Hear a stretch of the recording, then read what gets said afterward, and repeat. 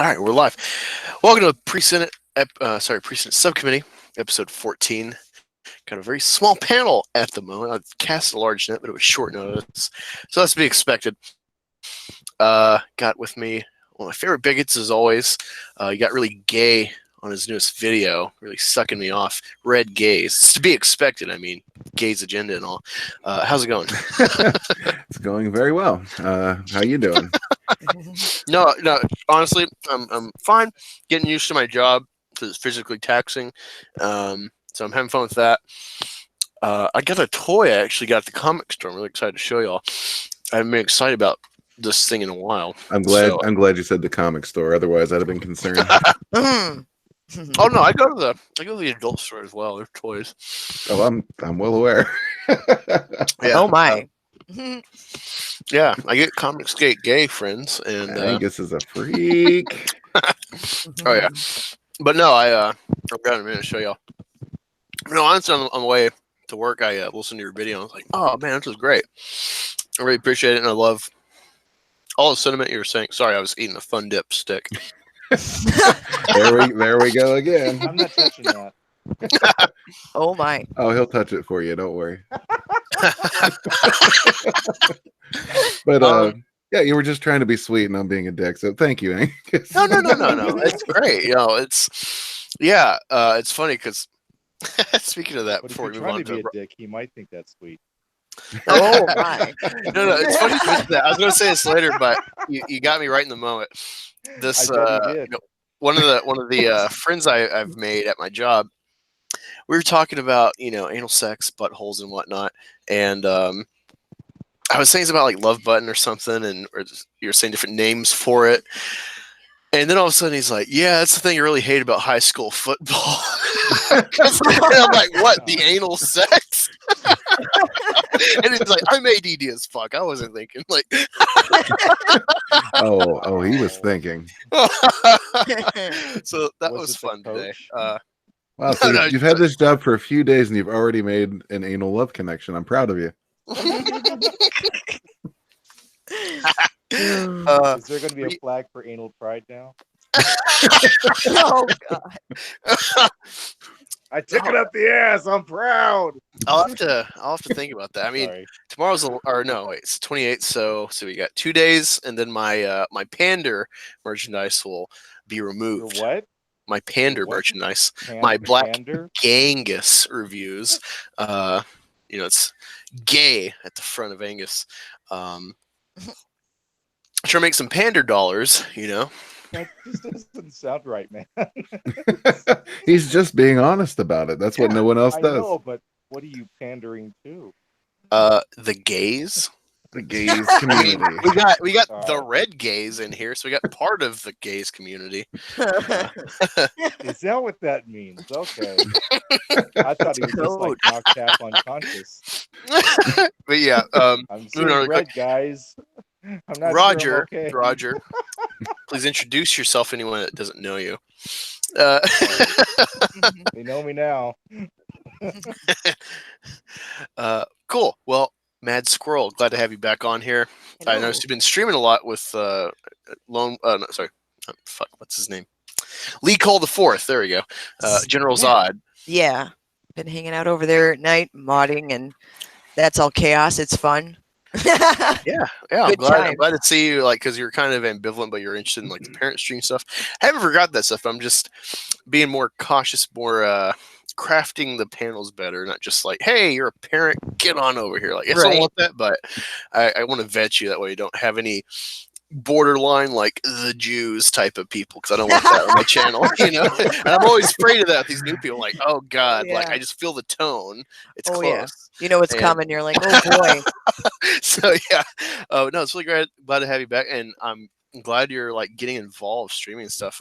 Do you have content on your channel? Or Yeah, are you just... I sure okay. do. Okay, I'll have to check that out later, because Thank you. I'm sub to so many people, so it's just I all know. dependent on if you're High Council, if you're Fandom Collective, Founding Fathers, or if wherever you land in my feed. Yeah. So Exactly. yeah, but no, I'm gonna make a point to check that out tomorrow. Stephen Walton, I know you messaged me. Sorry I haven't replied, but I will I started writing my script from the video, so expect that in a week or two. At least the rough draft, and you can kind of give me pointers how you want me to edit or steer it, because I'm still kind of unsure, but I figure I'd address that now. No, Stony McInternet douche, not borderline Jews, but I paraphrase, I generalize the kind of the kooks that Alex Jones and whatnot kind of attract, that you see in comments on our side of fandom, where it's like, well, yeah, Disney's been taken over because George Soros and the Jews. And it's like, I can't have that, like on my channel, it's a little too crazy for me. All right, well, I'd better bow out then. I thought this was a different kind of stream. But yeah, let me say hi to the chat as well. Who else is in? I know I was talking a little bit to the Senate. Great follower. Appreciate it. 60 Reese, Mike Rogers from Bleeding Full. Go check him out specifically on bleedingfull.com. He's back in business. He's had some stuff that's stalled him. He's actually got a personal article he put up kind of giving you some idea about that. And so, yeah, check him out. And it's great to have him back. He's been pumping out content. I'm trying to keep up with it, but again, I'm spread thin. No, Roger, don't make an anal joke. I got Proper Jeremy. You did say spread. We got Proper Jeremy saying, I saw you said anal pride. Author Steve Walt says anal aviation. And then Proper Jeremy again says Genghis Bangus. Yeah. Oh, That's a nickname I appreciate. Only in groups. Oh. Yeah, honestly, I was talking to Reggae's the other day, and like, yeah, Eric Weathers is like the first like one-on-one stream I've had in ages, because yeah, Genghis Bangus is kind of how I roll. Sharing is I caring. was thinking really quick, because I'm in War Campaign, and one of their phrases is it's a gaped or be gaped world. And I was thinking, because I got the cow aspect and angle to my channel. I thought about it's a milk or be milked world, and instead of using the utter chaos, the titty utter Bessie or whatever I use, I thought I was just using the regular Black Angus image. And people are like, wait a minute, that's a bull, and it's like, yeah, I just put it together, milk or be milked, friend. That's what you call a hard sell.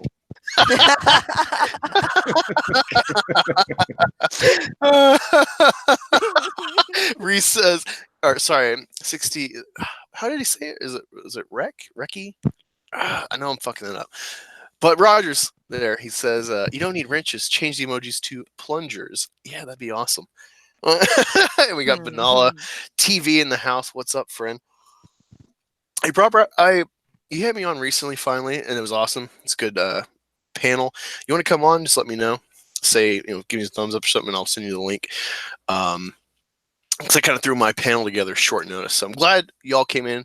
Glad Mad Scroll's on here. Go sub to her. I'll Proper, if you can find her link, put it in the chat repeatedly every so often. Appreciate that. So, kind of winging it today. Haven't really kept up with news. And besides that, not even cringe, just like boring as shit, empowering Elizabeth Banks production for Charlie's Angels. Nothing's really going on in the news, in my opinion. Although I did see something on MovieWeb. Two things. I'll let the panel pick which way we go first. Riz Ahmed apparently missed Celebration in Chicago because he's a Muslim. We'll get into that. Or we can start with no Hellboy sequel. And it's something I might actually make just a video itself about, because it's one of the few things I'm like, wow, I've thought this guy was just generally soy despite being a good actor, but the way he's come across, I think the Phantom Menace can really get behind someone addressing this. So which would you like to start with first? Take a vote. Got a trio in here to vote on. So we'll start with Mad Squirrel. You want to start with Muslim or Hellboy? Well, probably Hellboy. Yeah, I would go in that. Okay. Yeah. How about you, Red Gaze? How does the gaze community feel? Yeah, Hellboy sounds good. All right. Well, that's already one.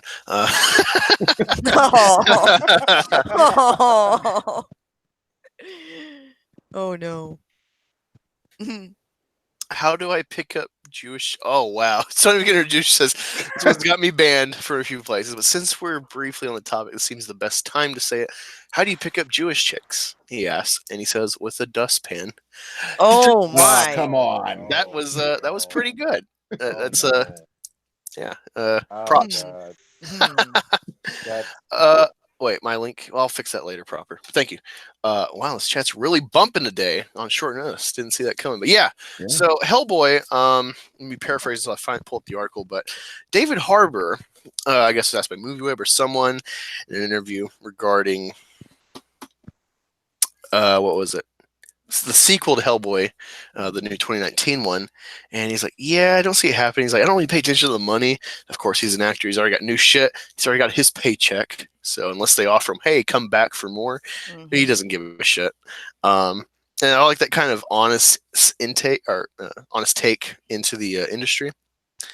But he, let me see. He was saying, "I don't think there will be much of a light. There's a lot of people who reach out to me who really loved it, really enjoyed the new take. I don't know who the fuck that was. And we're just happy to see him back on the screen. But I know in the culture at large, I don't think it was very well received. I don't think it made a lot of money. I don't really keep up with those things too much, to be honest. But I think the perception was that it was a hit. And so in that way, Really? I don't know what the risk is worth. I don't know that the risk is worth it. I think they kind of mess up on this quote, but I think the idea is to move on. The producers talked to me just saying, great job. They really liked what I did, but I haven't heard anything about a sequel. I'm not hanging my hat on anything like that. So yeah, it's Hellboy himself, new Hellboy, David Harbour, who I actually, that was like the one good thing from Hellboy was him. Yeah. In my opinion, he's like, yeah, I don't see it in the cards, and he's like, yeah, I don't think it made money, so probably not happening. And it's like, thank you. Like, why can't the Ghostbusters bitches get, hey, we lost Sony like $80 million that year, Right. just like Solo. It's not in the cards, you know. Well, that's you're looking at two similar situations, but they came up for different reasons. And the Ghostbusters. Could you speak up, dude, or turn your volume? Like you're very muted. I don't know what's going on with these headphones. Hold on, let me Maybe they're clogged with dust. Mhm. Don't even get introduced can help with that. Hold on, let me jump out real quick and jump back in. Oh, you sound You're good actually right now. better now. Oh, you can hear me now? Yeah. I've got you on speakerphone. Oh my. Well, you sound great, so. Okay, well, I'll leave it like this. Yeah, it's usually how I am on the phone unless I'm like, you know, I have my headphones available, then I'm like, but then I just mute every time I'm done. But yeah, go on. What you were saying? Say that again? Oh, you were talking about like, your thoughts on Hellboy and stuff. Oh, well, yeah, the whole Ghostbusters thing, well, the Ghostbusters 2000 whatever, that was more like the agenda that they were trying to promote, that they're still trying to promote in Hollywood. And with Hellboy, you know, it's, well, involved. So it's just a different place they're coming from. Mm. You know, same thing with Captain Marvel. So that feminist agenda adds to the give a lot of stuff now. Is anyone even talking about that one anymore? It's like that seems to be pushed under the rug as well. Sorry, you were like going in and out, so I don't know what you said. Oh, okay. Let me. Okay, you know what? I want to jump out and then see if I can try it again. Yeah, that's fine. Mad Scroll thoughts or any additional? I don't know. I think they've beaten the dead horse with it. With the Hellboy, I mean, they had lost opportunities. You know, with the sequel they just had, that it just didn't have the reach, you know, as the other movies had, and it's just really disappointing. I don't know what the numbers were, but it wasn't, the feedback I was getting from, you know, very devoted fans was not good. I was like, oh, that bad, huh? Yeah, actually, let me look at the. I'm going to Hellboy Wikipedia. Let me see. I'm going to see what revenue was. God, come on. Let me click on this. My phone's faster, so one moment. Yeah, it just didn't, you know, reach to the audience. I think it was a lost opportunity, and it could have done many things, which it apparently did not do in the film. So yeah, so looking at, surprisingly, all right, 04 Hellboy, $66 million, which with budgeting, I'm not sure how many commercially put out, but you assume at least half of that was spent, or the secondary budget, at least half of that was spent on the marketing. So essentially broke even, maybe a little more toys and stuff deals. 'Cause I know there's some cool collectibles from the first Hellboy. 66 million, made 99 million. And it got the sequel. Let me see that one.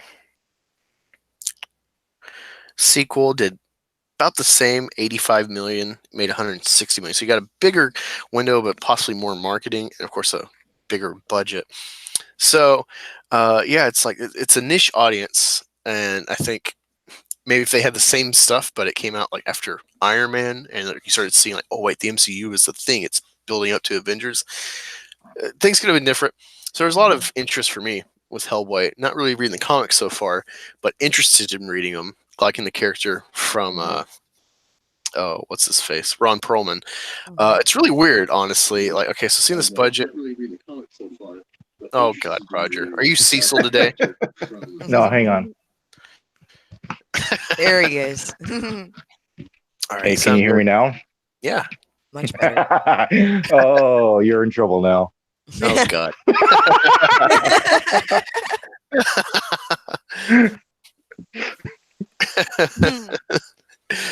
So what do you want to No, add? I had well, what I was saying before is like it's just like a Hellboy, you know, you've got a male lead, and then Ghostbusters, the female version, you had like this agenda to promote feminism, and women can be better, if not, you know, or it can be better than men at something. It's like the whole Batwoman aspect, and so it's just two completely different agendas.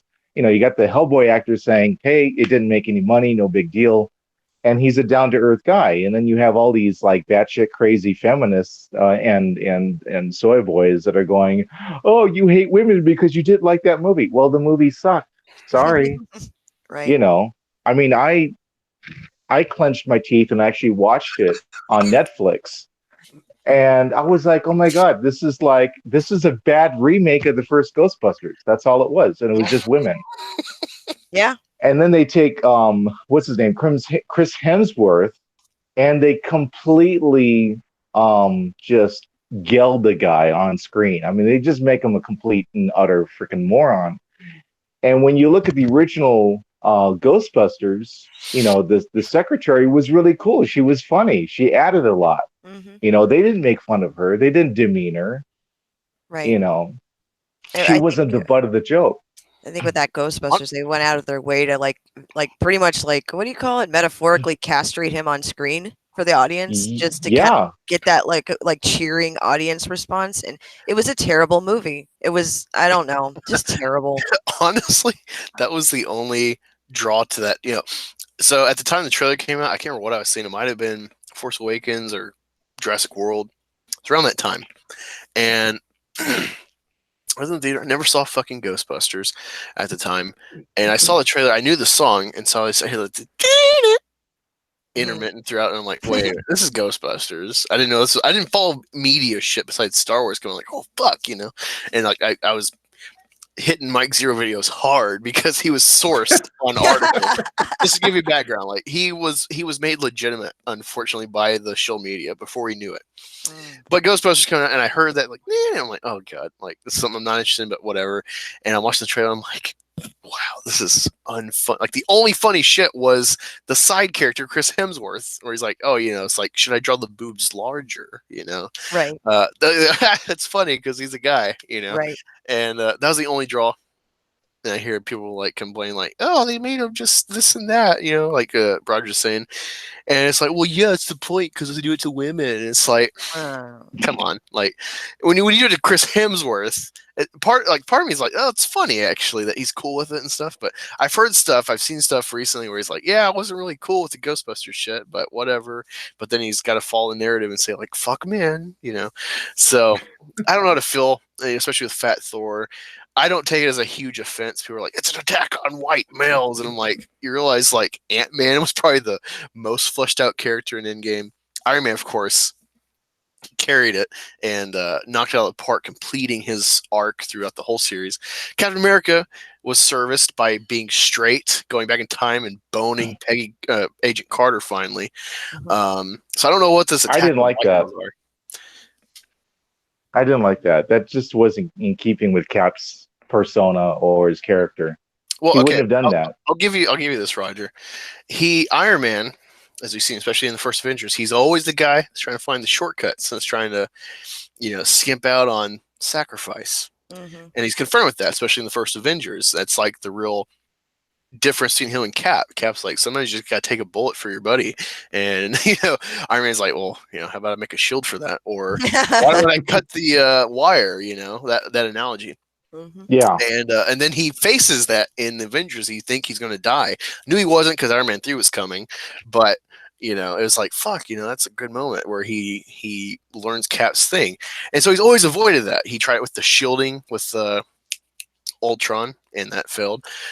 He's always been aware and hesitant and ready for what eventually becomes Thanos and his army, and so he ends up biting the dust because of that, knowing like, fuck, this is going to happen, but I don't want it. And Cap is always willing to, and it just never happens. He's always sacrificed himself for his country, and somehow he's gotten out of it. And so it's finally like, all right, you know what? Let me live for myself for once. So I thought it was complete good send-off, but I would have liked to see him die, especially with Chris Evans being a real libtard and attacking the Covington boys. We got to separate the actor from the character, man. No, I get that. That's all I'm saying. It's so connected.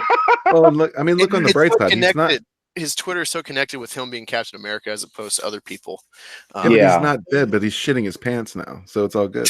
The thing is, what I found interesting about Tony is that he still didn't sacrifice, because he tried to make it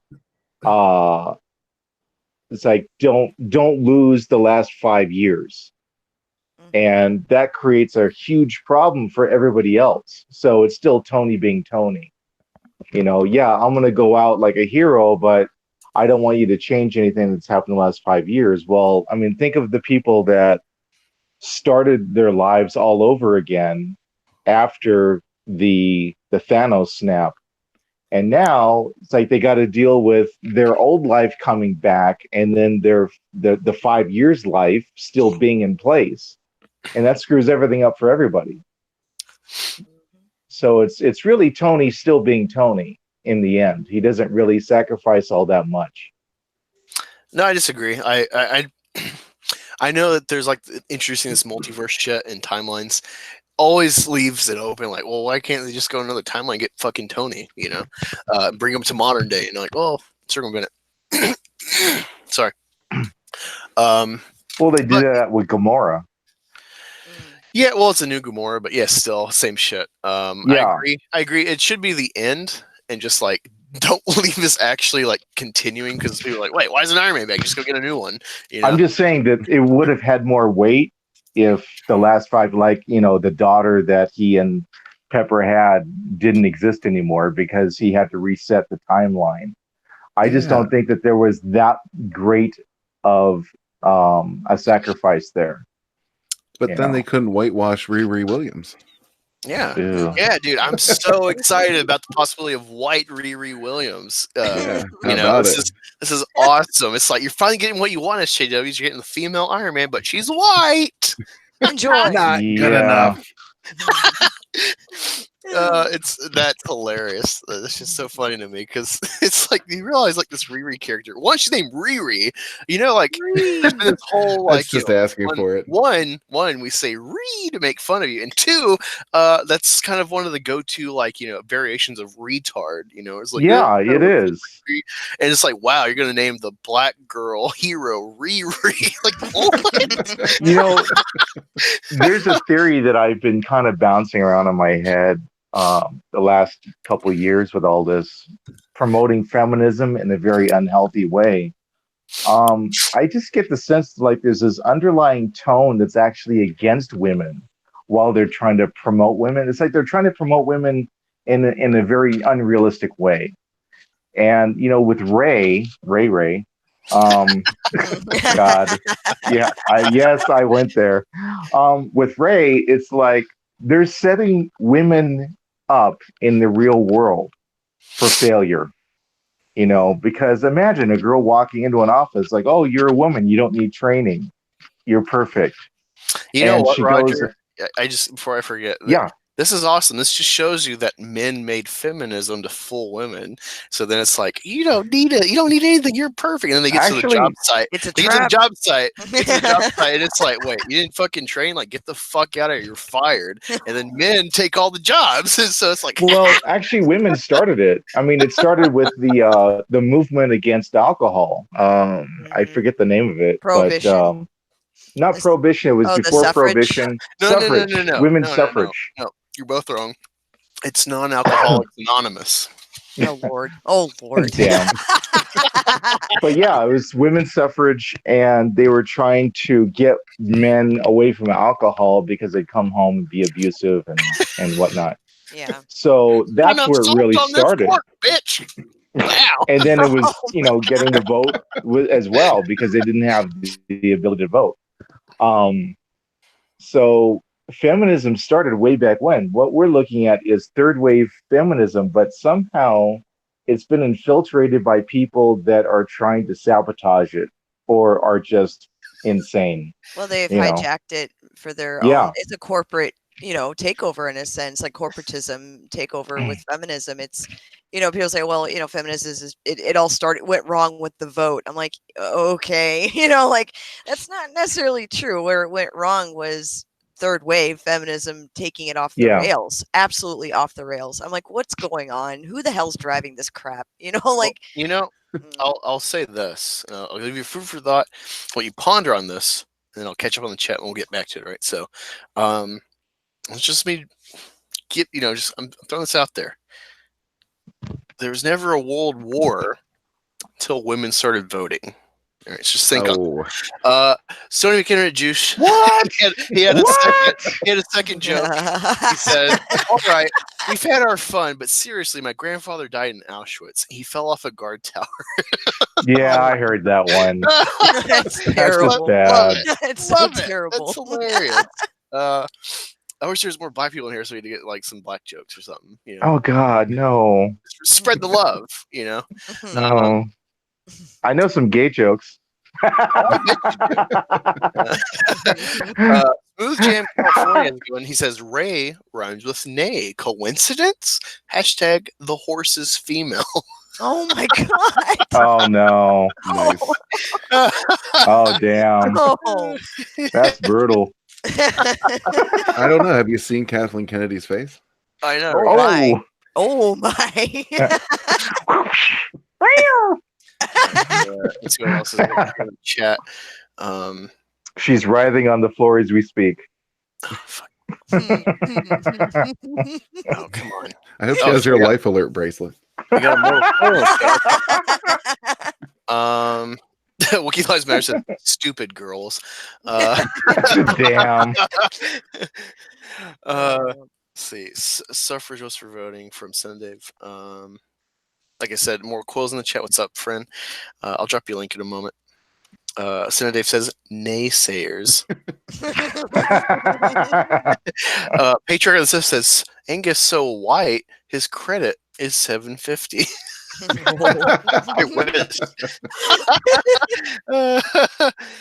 Stony McEnergy says, well, white Riri is more powerful than black Riri. Damn. It's funny. They actually had a scene with older, I'll call her Lady Stark. How do you like that? Older Lady Stark. Oh God. The actress was the girl, Hannah Baker from 13 Reasons Why. Or, as it's known in the MCU, 13 Reasons Why is Gamora.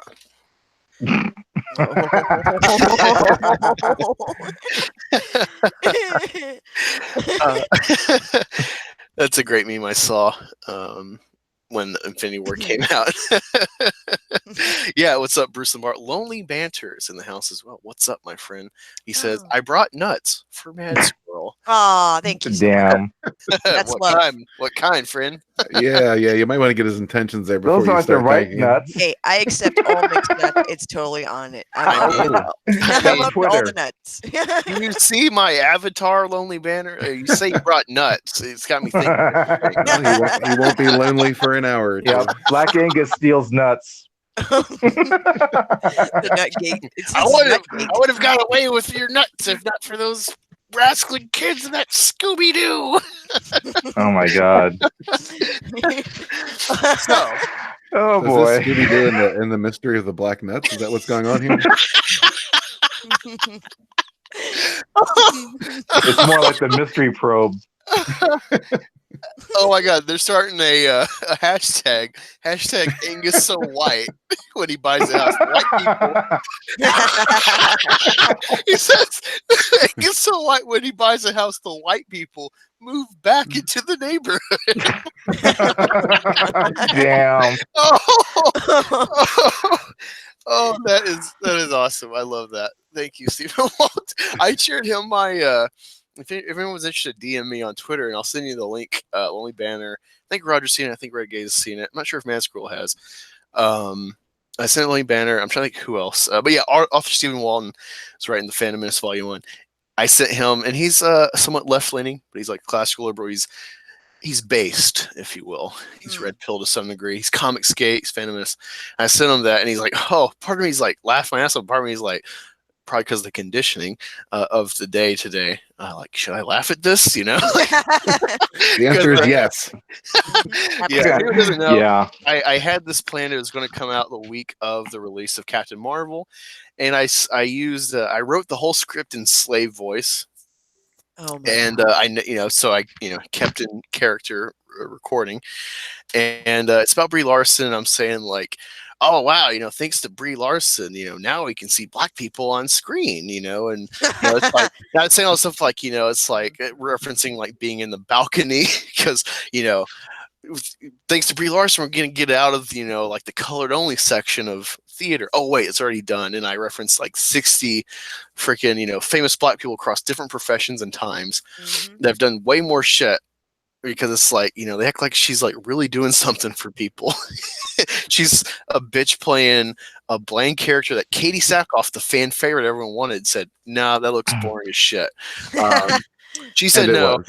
She and Brie Larson gets this. She's being an activist. Her and Anna Boden are like, this is a feminist film, and they push this charity to help poor girls. And then you see pictures, and you don't see any fucking poor kids at this, premiere, which has been great PR. Like, look, we brought people from Compton to come see. About all the girls from Compton go see Captain Marvel. Nope, a bunch of white chicks, and the one black girl is hidden by Brie Larson's head in the photo op. And yeah, I just address that and I mock it, and I kind of mock Democrats because right before that they had like all the women wearing white with the Democrat Party and Ocasio-Cortez at the State of the Union.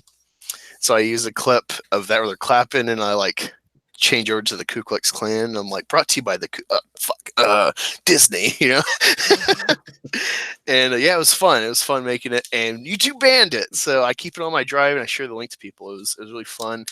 Like it shocks people because I use this cartoon from the 40s where it's like where they showed black people like monkeys and stuff, and it's really just to hammer the point. I think people get like YouTube itself got distracted by like, oh god, he's using that thing, we gotta ban this fucker, and they didn't even see the subtext of what I was really saying, but it was really fun. Me and Rookie like months later still like we'll be on the phone like Brie Larson, look at all that cotton. Oh, Damn. Song of the South Part 2. oh, she had the lead role. You must praise the white savior. Yeah, exactly. It's fun shit. It's like I got have water you ever- on the fridge. Right. Shaney. Wait. What lives matter? What did he said? Like, try my best Shaney impersonation. I don't know who that is. Someone please. Shaggy. Probably meant Shaggy. Shaggy. I haven't watched like I don't know. I was like 8, and I just realized like, wait, Scooby Doo's dumb as shit. It's the same shit every episode. It's like Dukes of Hazzard. Like you seen one, you seen them all. Right. Yeah, it's always the old man with a mask. Yeah. Well, I'll say this: in the late '90s, they did have this one where it's like they go to the bayou and like I don't know some voodoo shit or something. The zombies come out and they're like, "Oh, this happens all the time. It's just someone in a mask and they're like trying to pull a face off, and it's like, oh god, there's a head. Like this is real." That was actually clever, but it's because everyone's so accustomed to like, oh, it's just some guy. I think I remember that. That was like a Scooby Doo movie. Yeah, it was like all the time. They're like, "Yeah, welcome to Cartoon Network, kids. We got the Scooby Doo movie," and it's like awesome. And yeah, it's like I don't know what kids look forward to now on TV. They don't. Not much. Yeah. Yeah, and if they do, there's something wrong with them. Yeah, there's really not a whole lot on there. Let me see. But yeah, any other thoughts on Hellboy before we switch it up? Nah, just that it was rather bland. That's I all. never saw it. Yeah, I And saw it. I was hopeful. I knew it had shit reviews, but given what the state of Hollywood right now, especially Hellboy being kind of a an off-center character, I thought maybe it's gonna be some about toxic masculinity or some shit. We'll see. And no, it's just a bad film. Like the critics got it right, and surprisingly, I didn't hear anyone talking about it. As I was watching the Twitter feeds, I was like, "There's nothing on Hellboy at all." It was very brief. It came and Yeah. went, and nobody was impressed. Yeah, I didn't think when I saw the promos, I was like, "This is going to be crap," because they made it too dark. They made him too demonic. Like with Ron Perlman, the way they did his makeup, he had like a lot of human qualities. You could identify with him. But when you look at Hellboy, the new Hellboy, I mean, I love the actor. He's great. I mean, I love him in Stranger Things. He's really cool. But when I saw the portrayal of Hellboy in the new movie, I was just like, oh, okay, that's not really Hellboy. I don't know. I thought, well, for one, Here we go. For one, looking at the budget, I see like okay, there's some reason, but okay, this is just general. I never understood the system where it's like George Lucas. I assume even him with LucasArts and Lucasfilm owning everything, he's like, oh, I got a budget of like 150 million, makes a Fandom Menace, and it's like, why? You fucking have billions from Luke. Like you could spend everything you want. You could lose all the money in the world and just make it back on toy sales on your Star Wars movie. Like I don't know why you have limitations for a budget being fucking George Lucas. Other bullshit, new guys, fine. And I really think should be the system. The system should be directors and producers should get together. And it's like, we want to make something. It's like, well, cool. Get your own fucking money and do it, And then maybe you wouldn't have dumb shit like Charlie's Angels and Ghostbusters 2016. If they put their own money on the line, they might be busting their ass. I don't get why there's like this funding system in Hollywood. It's like, oh, we had losses. Let's claim it on our taxes, whatever. And they probably get a better check from the losses than if they just actually made a little profit. It's weird. So yeah, seeing the actual budget, like it was in like 50 plus million, 85 for Hellboy 2. All right. Del Toro couldn't fund it himself, but he spent like $100,000 alone on the Shape of Water suit, his own cash to like figure out how to make it practical. That was a cool suit. Yeah. And so it's like, wait a minute, you can spend all this time, money, and you're critically acclaimed. I think multiple movies in the Criterion Collection and stuff. You can't get crowdfunding for a Hellboy 3. Perlman, and along with Perlman himself, like trade off, like, hey, I'll do some fucking charity for whoever bullshit, and just give me money, I'll make my movie finally. Like like a lot of the charity they do is just like, okay, let me look good so then I can get money. We get the game, but okay, it's nice enough. Well, sure, we'll go along with it. Like you telling me you can't, with your clout, you can't get 50 million to make Hellboy 3. I don't get it. So I'm just disappointed that they even let the new reboot happen. David Harbour, though, Roger, was the only good thing I took from Hellboy. I was like, okay. Part of me hated the design. So I'm like, wait, they actually made him like ugly and he just looks awful. Yeah. But then part of it, I was like, well, in Hellboy 1 and 2, I actually didn't feel he was scary looking. I didn't buy the like, it's Hellboy. Oh my God. Yeah, but it was what was cool about the first Hellboy was like you could take your family to it. It was family friendly. Yeah. and it was fun. That was the great part about it. It was fun, and I think when you watch the original Star Wars movies, it had a lot of fun in it. When you watch the prequels, it wasn't fun at all. You know, it was just dry. Literally a meme where he says, "This is where the fun begins." What the fuck are you talking about? I think that was said ironically. Where it goes to die. And there's also a meme that says, "Let's try spinning. That's a good trick." Oh yeah. Well, the thing is that Lucas dumbed the humor down to such a low level that people were just going, "I'm sorry, was that supposed to be funny?" You know, it's like Jar Jar gets farted on by some, Tatooine camel, and he steps in shit. Oh.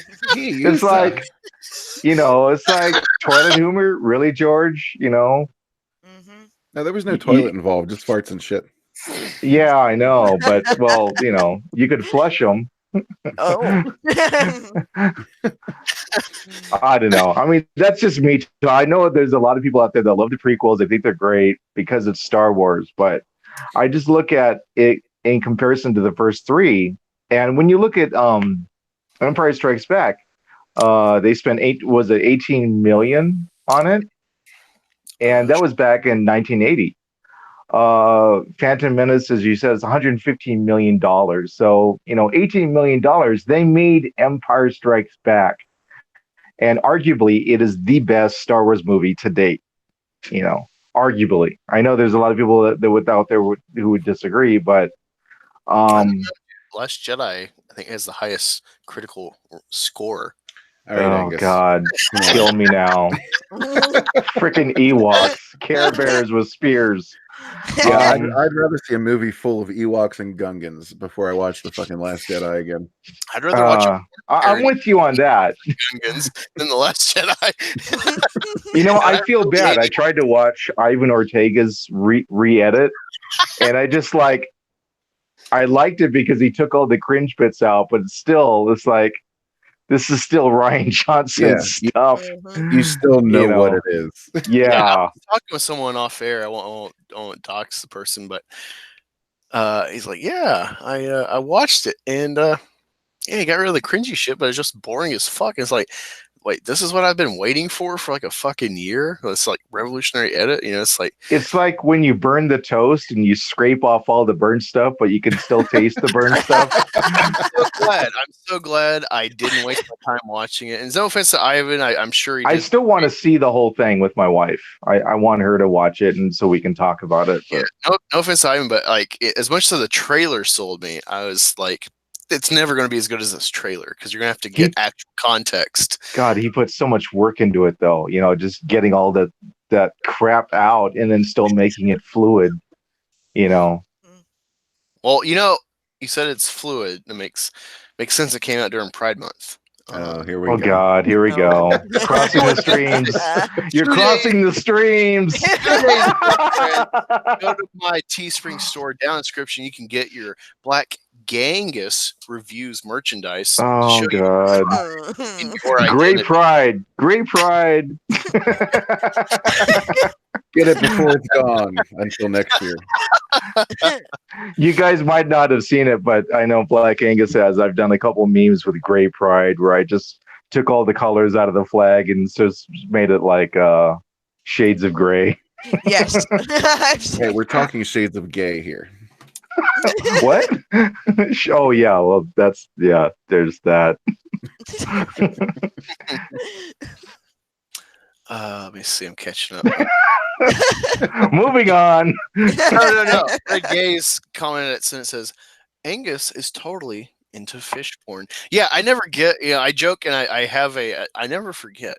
I will make this fan fiction erotica called Bareback with the Shellback, where Shellback, Hallmark Channel Jeremy, a former Navy man, a shellback. He's crossed the equator. He's done the ceremony. I'm gonna make a gay love story, a gay interspecial love story where Shellback, in a desperate time, ends up finding this merman, and he finds the connection he's been searching his whole life for. And it's very intimate, it's very sensual, and it's very gay. And Naturally. I'll probably not only write it, but I'll probably make an actual video and narrate the whole thing. I might get other people to do parts. If anyone does good fish noises, if anyone does good, What kind of noises do fish make? This is like flop, flop, flop, flop, flop. Fish on the beach. well, there could be some flopping if I'll just say this: helicopter. Put it together. Might need some sound effects from people. Get some. Get some. Hey, actually, Smooth Jam, not in this time, but I would like to see a Hellgirl, a gender swap take, because I love the gender swap art for Hellboy. So that'd be cool. I guess I can just look forward to Pornhub, good quality porn parody. If someone can help me, or if they know there's already one available, please DM me the link, and I'll do a review in your honor. I'll fucking name drop, like, yeah, watch this porno. I want to shout out fucking blah blah blah. Thanks for sending me the link. Now let's talk about the pros and cons of this. No, I really will. Though. Oh my God, I just had this image flash from my mind: the turtle hurdle. Just, no! Stop! I've been shell shocked. The Senate says, how deep does it get?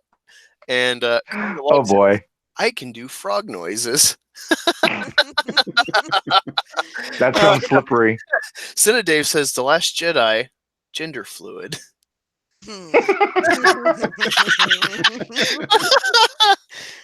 Talk about the Force Awakens. Oh my! So that's how Snoke happened. And Shellback in the chat says, "I fucking hate you" at Black Angus. Who said that? Shellback. Oh,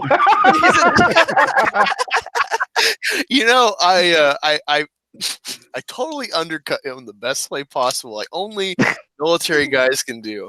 We were on with Hey Viv on the Rants channel, and he's like, he wanted her to say something because of her accent. I thought she's from Latin America. She might be Greek or Mediterranean. I don't know. She's got like a Latin kind of Latina sounding accent. It's very boring. And he wanted her to say something. She's like, "Oh, wait, what?" And I was like, he really has a thing for like South American accents. He's a big fan of Shape of Water. And then she like leaves. oh damn! Oh my God! It was the bathroom scene, wasn't it? Okay. The thing though, I can't remember how this even came up, but yeah, the thing with Shape of Water, I don't get when everyone's like, the fish porn. And it's like, you realize Beauty and the Beast, like, she didn't know he could turn back to human, so she was going to get dicked down by a hairy fucker.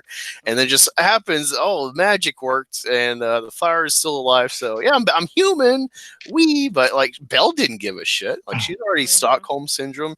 She was ready to explore the library with the Beast. So I'm just like, what's between the bookends? I don't get it. People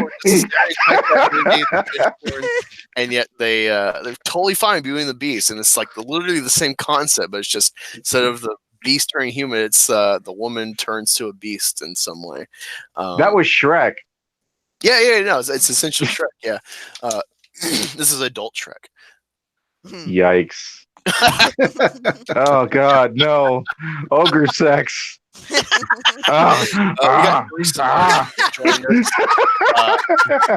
Immortal Coil says, smash the anus button, people. Yes. And ring his bell.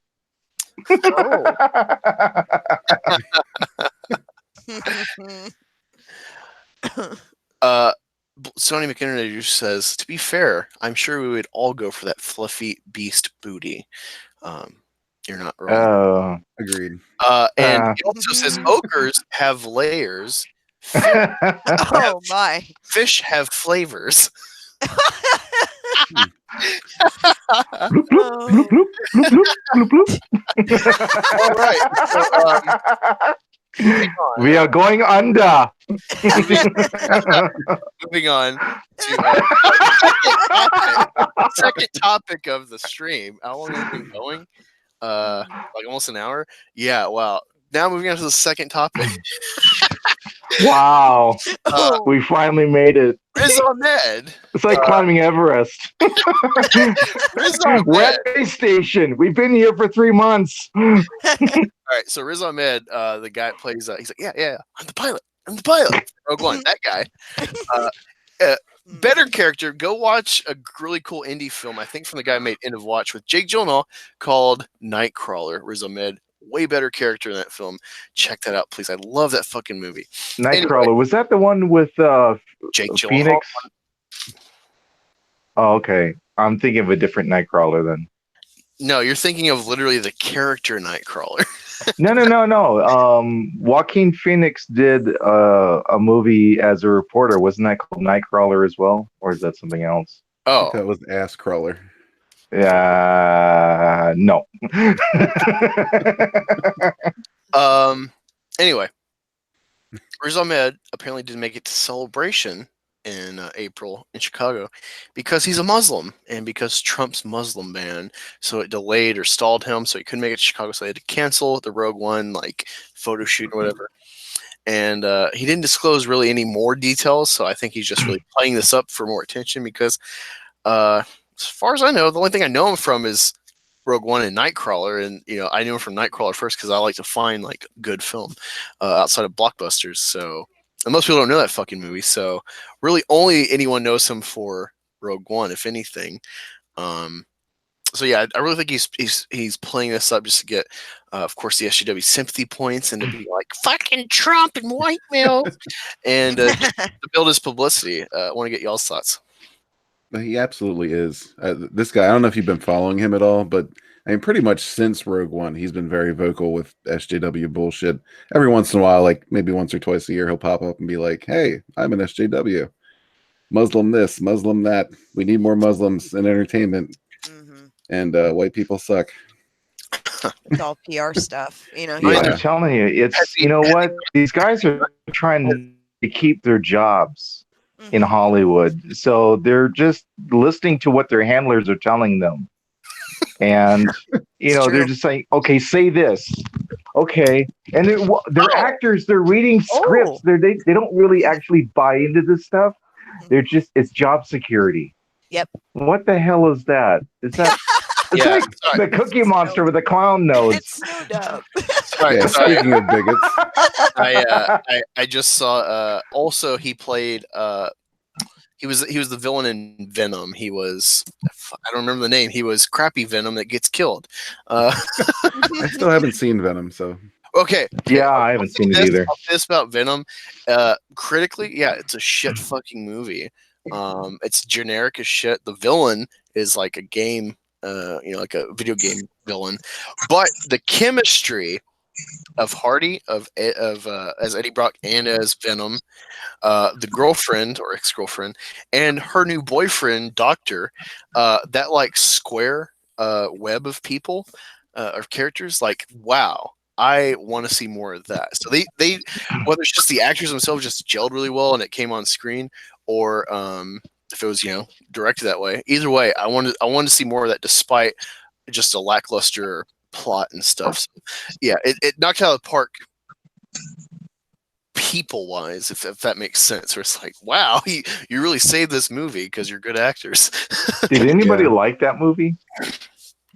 Yeah, I enjoyed it. Although I you will, enjoy anything. No. Put it on screen. I liked it.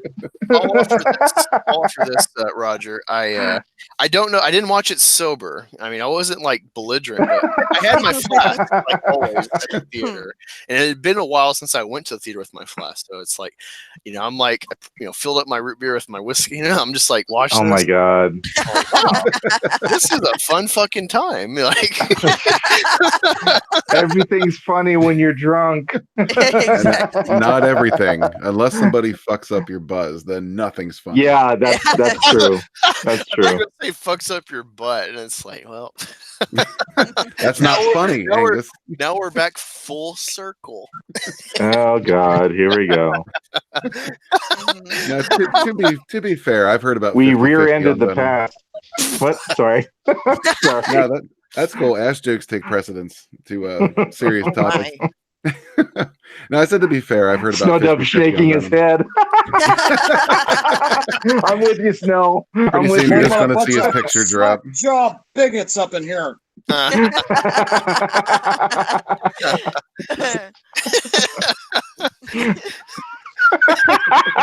You slack jaw bigots. I'll come in here and regulate you. You're out of control. You're out of control. I think Black Angus could use a little regulating. Yeah. No, I got a special strap just for Black Angus. Oh God. The puppet strap. Sorry. Speaking of bigots, Scientific Energy says. So, off topic. I was looking through your Patreon info. What would it cost to make you live stream yourself walking around town in a Klan robe? Oh damn. Oh That's my. funny. That's funny. There's actually when I was in college, first time back in Oklahoma, as like a kid out of high school, there was this funny as hell video of I think the guy's actually Jewish, and he's called the Amazing Racist. And so he went to like Compton or some shit in a Klan robe. He's like driving around in his hood and stuff. And he's like, morning. It's like his arm extended, waving at people. Oh. And yeah, and then he like goes in a gas station with a cross. And he's like, "Woo, it's hotter in Africa out there." And he goes to Oh a my god. goes to a what do you call it? A laundromat, of course, a black guy. And he's like, "Yeah, I just need this one." Like, what we got here? And then he's like unfolding, he sees like the cross on the heart, and he's like, "Get this the fuck out of here!" He's like, "Oh, come on, Mr. Jefferson," hilarious. But sorry, I'm not gonna waste my money just to pull a prank like that, and to actually get some genuine responses, like from what I know, Southside Columbus, yeah, it's not going to go well if I'm doing that. So not going to do that. It's a funny idea, but in our time especially, people can't take a joke. Well, you wouldn't be wasting Yeah. your money. You'll be wasting your patrons' money. Can you Yeah. imagine if they redid The Last Jedi and called it The Last Jihad? Oh my god. That's pretty much what it was. No, that's what it started. It's like, that was a straight up nerd holy war. Yep. That That's was, true. it still rages, brother. Mhm. Yeah, I agree. It has awoken like the Phantom. Yeah, we are on a holy jihad against the infidels, the SJWs. No, and that brings us back to Riz Ahmed. Mad There we go. thoughts. Full on, circle. You're welcome. I think it's just a PR stunt. I don't think he's there's a lot of that fake morals and ethics that suddenly people have, or they think are moral. Let's put it that way, or identity politics that they hijack just for the money. It's a cash grab. So they're going to keep doing these things as long as they think they're going to get paid out for it, and they'll be held on some kind of pedestal within the industry. And in the end, they're going to pay a price for it. How is it a cash grab though if no one's buying tickets to see the movies? Well, to get hired within the industry. Yeah. You know, I think that's where they're looking for jobs. So they're like, well, I have to pretend to be this type of way, or a liberal crazy person. So let me go ahead and act like a jackass and go in that direction, and I'll be able to still work. Because if you're an open unfortunately, Republican, there's always been an element in Hollywood that's kind of had that, left kind of identity. kind of like Um, almost like the communist extremism, like the Yeah. socialism gone off the rails part of Hollywood. yeah. Well, I mean, Hollywood's always been used by, politics. I mean, when you look back in the past, Republic Pictures was actually government owned, and they used to do propaganda films for World War II. Yeah. So, we're just seeing the pendulum swing, but Hollywood, I mean, ever since like the 80s, I think, they've always had this kind of like left mentality, Mm-hmm. and it's been very liberal. But now it's just gone like liberal tarded. Oh yeah. And it's kind of sad because you see these people on screen, you're going, oh my God, what a fantastic actress or actor. And then you listen to them in real life, you're like, oh my God, this person's a basket case. Yeah. You know, they have no grounding in reality whatsoever, and they want to give the world away for free. It's like, well, you know, things don't come without a cost. Mm-hmm. Mm-hmm. Yeah. You know, Well, they so- got their foot in the door, and what they did is they put their shoulder into it and just pushed through too quickly. So Yeah, and it ended everyone up in caught their on to their mouth. bullshit. Right.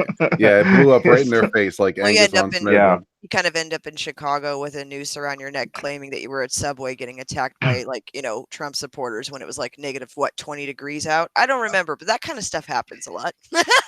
Yeah, I was watching a video on this guy. He was a defector from Russia. This is back in the 80s or 70s, something like that. And he was talking about these are the people that get used by Marxist regimes Mm-hmm. to destabilize a country. And then after everything is said and done, they go to their Marxist handlers for the rewards, and they get shot Yeah. because they don't want fanatics, you know, messing things up. And Thank what's you, interesting, comrade. exactly. And what's interesting is that they, this Hollywood stuff, they always seem to want to pose as intellectuals. I'm like, if you guys look at history, intellectuals don't do so well in war. You know, they're the No. first ones out. Just saying. Well, I mean, look at Mao. Oh yeah. You know, he took out all the teachers, all the intellectuals, all, you know, anyone that had anything different from his agenda. It's like they ended up in prison or they ended up in a ditch. Right. And I mean, Trotsky was one of the big three Oh, back during the yeah. Bolshevik Revolution. That guy. He I was love that- done I love in. that you're saying this, Roger, because it's a great segue. You can join my Patreon and become a member of the Black Angolian Army and help extend my nation's borders. Join the ranks and just help spread. You know, the Just to let everyone know, his borders kind of blur. really quick, the Bolshevik ideology. Get it? Bolshevik? Get it? Oh, Black God. Angus cows? You follow? You picking up what I'm putting down? Oh, we see what you're putting down. It makes me very uncomfortable the way you say spread, Black Angus. Oh, It's the way he likes his jam. Snow. I was gonna get your take on this since you're new to the chat today. Do you know what we're talking about? We're talking about Riz Ahmed. He apparently didn't make it a celebration this year because they had a little delay at the airport. It wasn't baggage claim. It was being claimed as a Muslim. Uh-oh. They put him on a list. It stalled him. Yeah, he Flight risk. Trump, I can't celebrate Star Wars. It's funny. It's funny. I actually have a Raylo video coming out. I'm finally getting done. I got the intro. It's really going to light a fire under SJW's asses. I read it to Moral Coil. I think Red Gaze. It's gonna fucking just wow. It's gonna. I don't think anyone's gone as hard as I am because I'm tying things together and I'm like, look at this. Try not to say something here. but yeah, I want to get your thoughts on this because it's hilarious to me that he's like, in my opinion, he's only no one even remembers him from Venom. I only remember him from trying to tell people like, yeah, the guy in Rogue One. If you haven't seen Rogue One, like, I don't know what else to reference. And so I took it as he's trying to use his identity and the climate to boost sympathy and get more views on his works. And yeah, I was just gonna get your take on that. My take? Yeah. Oh, well, I think he's a great American. I think Jussie Smollett is the most genuine and wonderful human being, and I think you're all racist. And I think Captain Marvel is the greatest movie ever made, especially by Marvel. It's better than Endgame. And I think Brie Larson is I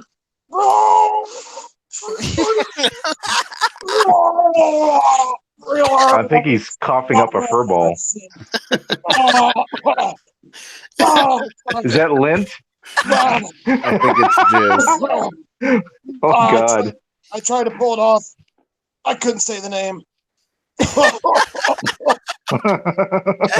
Kind of got stuck in your throat, huh? Oh my bad. Just like Black Angus. Sorry about that, guys. Okay. Oh, that was a moment. Where was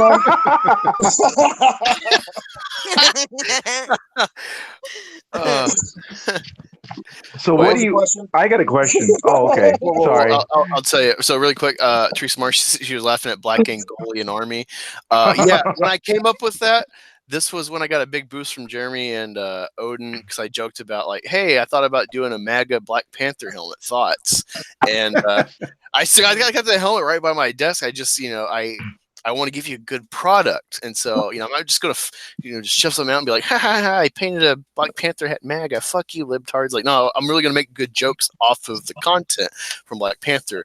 And so I watched Black Panther right before I made my Patreon. So I looked at a couple other people's Patreon. I'm like, okay, I'm gonna do these like tiers and incentives, and I came with the Black Angolian Army because I just did a Black Panther video and I watched it and I was like, oh, there's Angola. And so I'm like, oh, how can I spin this? I can make like a fake nation, like Wakanda. And that's where that comes from. I just haven't really pushed it. But yeah, I've also thought about maybe having a shirt where it's like a red hat on a bull or something, be like, this is Angus country or something. But Snow, Riz Ahmed, the guy who plays the pilot, that's pretty much all he fucking says in Rogue One. He does that little what's that movie? Back to the Future gag. We're like, oh god, the cord's too short. How do I connect it? That guy. He cried. He cried today, saying that he didn't make it a celebration because he's Muslim and because Trump's Muslim ban. Did he really? What? Wow. Did he really? Yeah. I guess that I didn't hear about it, so it must have been very insignificant, kind of like his role. Damn.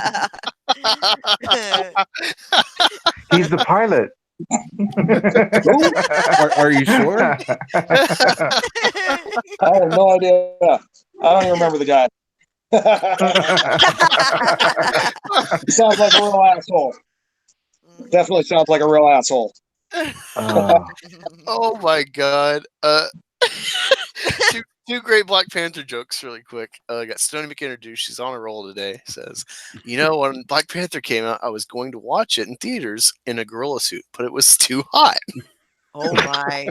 So he got his dick out for Harambe. Oh god. No, I love this because I'm black, I'm white, I'm Indian. I can take all the jokes, and I think you see Mel Brooks and stuff. It's like, man, these SJWs have killed comedy. So I'm really loving this. Hopefully, it doesn't get nuked by SJW Spider-Man or Riffmus or someone like that.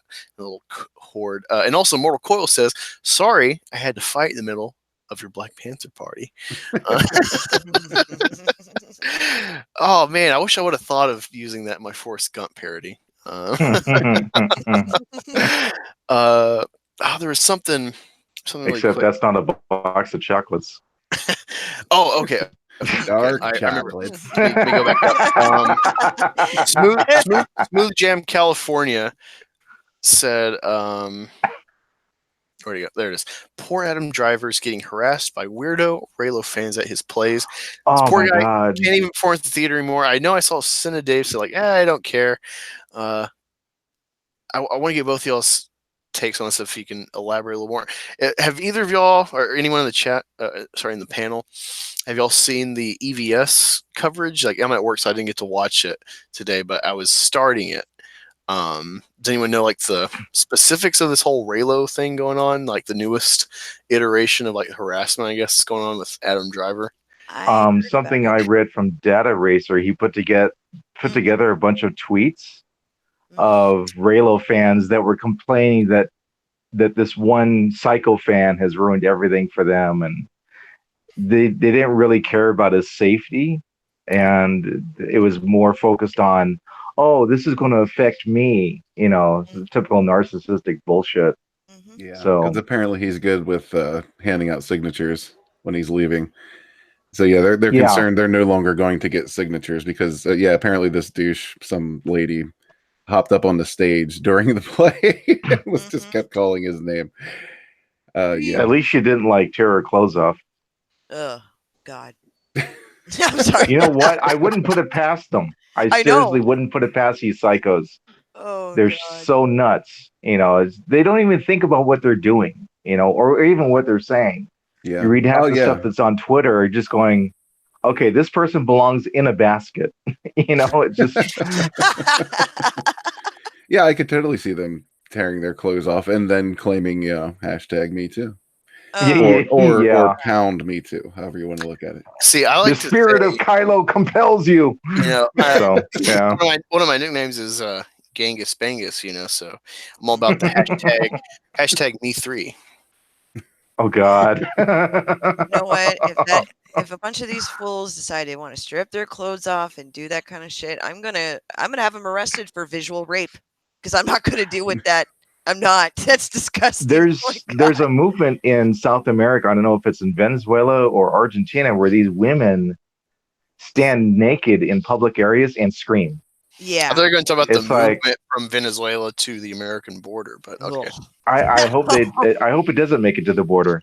But you know what though? It's like these people are drinking the Kool-Aid, and you know, it's I don't know. I have no words for it. It's just bizarre, you know. Mental illness. It really has turned into a Yeah, full-blown it is. Mhm. That's the problem. Yeah, it seems like the entire world has gone mentally ill and nobody's It's taking the their water. medication. It's the no. I think that's the problem. I think pollution. it is the medication. You know, it's just Yeah. Well, we should have people never are shut so- down the asylums. That's the problem. Well, you know, Rome had arsenic and lead in their water. I'm just saying. Yeah, I The mean, biggest even problem in, is Yeah. I found this out in the weirdest way. People don't realize this. I was a huge animal nerd when I was a kid. I wanted to be a veterinarian, so I watched a lot of Animal Planet, and I watched the Most Extreme, which is like a top 10 countdown of a topic. And I can't remember what the topic was, but they talked about how birth control, you know, women's shit, does not filter out of water. Well, at least the filters they use, like public water and stuff. Like you can filter it out, but you actually have to put more money. you kind of broke up, bro. Oh, sorry. I was saying that birth control, like pills and stuff, does not filter out of like drinking water. Like the filters they use don't filter out the birth control. So it has a degenerative effect, kind of like the gay frogs. You know, Alex Jones is famous for. That's a real thing. It's because of the pesticide, and he kind of sensationalized it and tied in, you know, all that shit. But that's a real thing. There's a real study behind it. It's like, yeah, the frogs are kind of becoming was it dimorphic or whatever? Like they're essentially trans frogs and gay frogs, and because of the chemicals affecting their genetics. And I think it's nature just saying we need to reboot. Same thing with humanity, with the birth control in the water. It's having a degenerative effect on male fertility. So it kind of makes sense that you get all these soy fucking you know, male feminist just out of woodworks. You know, is there anything worse than a male feminist? Honestly. Honestly, I can't think of anything right now. A girl that hangs out with a male feminist. I was going to say but she's only using him. Beatles, you know, with an acoustic guitar because he has feelings and they're so deep. Like, I hate those fuckers. Oh no! I mean, the only thing I can think to compare it to is like a hardcore vegan, but most of the male feminists are vegan, so it kind of cancels it out. Yeah. Eat pussy, not meat. I say, why not both? It's like, well, you are what you eat, I guess. So. Oh. So most of them are squash, is what you're saying. Oh God! Squash Something cheese. got Somebody squashed. tried to push squash cheese on me once, and I told them to go fuck themselves. Like seriously, cheese. I eat raw cheese. No, don't ever bring replacement cheese to me. I will hit you. Yeah, that's just not right. That's un-American. Yeah. I've actually gone back to drinking raw milk and eating raw cheese. Oh. Well, I don't even get the pasteurized shit because it's dead. they've basically cooked it to death, Mhm. and there's no nutritional value, which is why they have to bring in vitamins like A and D and all that stuff. They have to pump it full of nutrients because they killed it. Mhm. Well, But it's a milk or be milked world, Roger. So one or the And other. Angus does both. He plays it safe. If one says no, the other one will say yes. Oh my.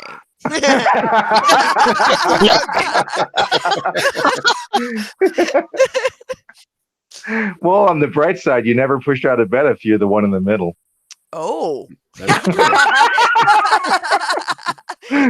Oh, helpful tips. speaking from experience, I assume. Black Angus has a helpful tip. Oh.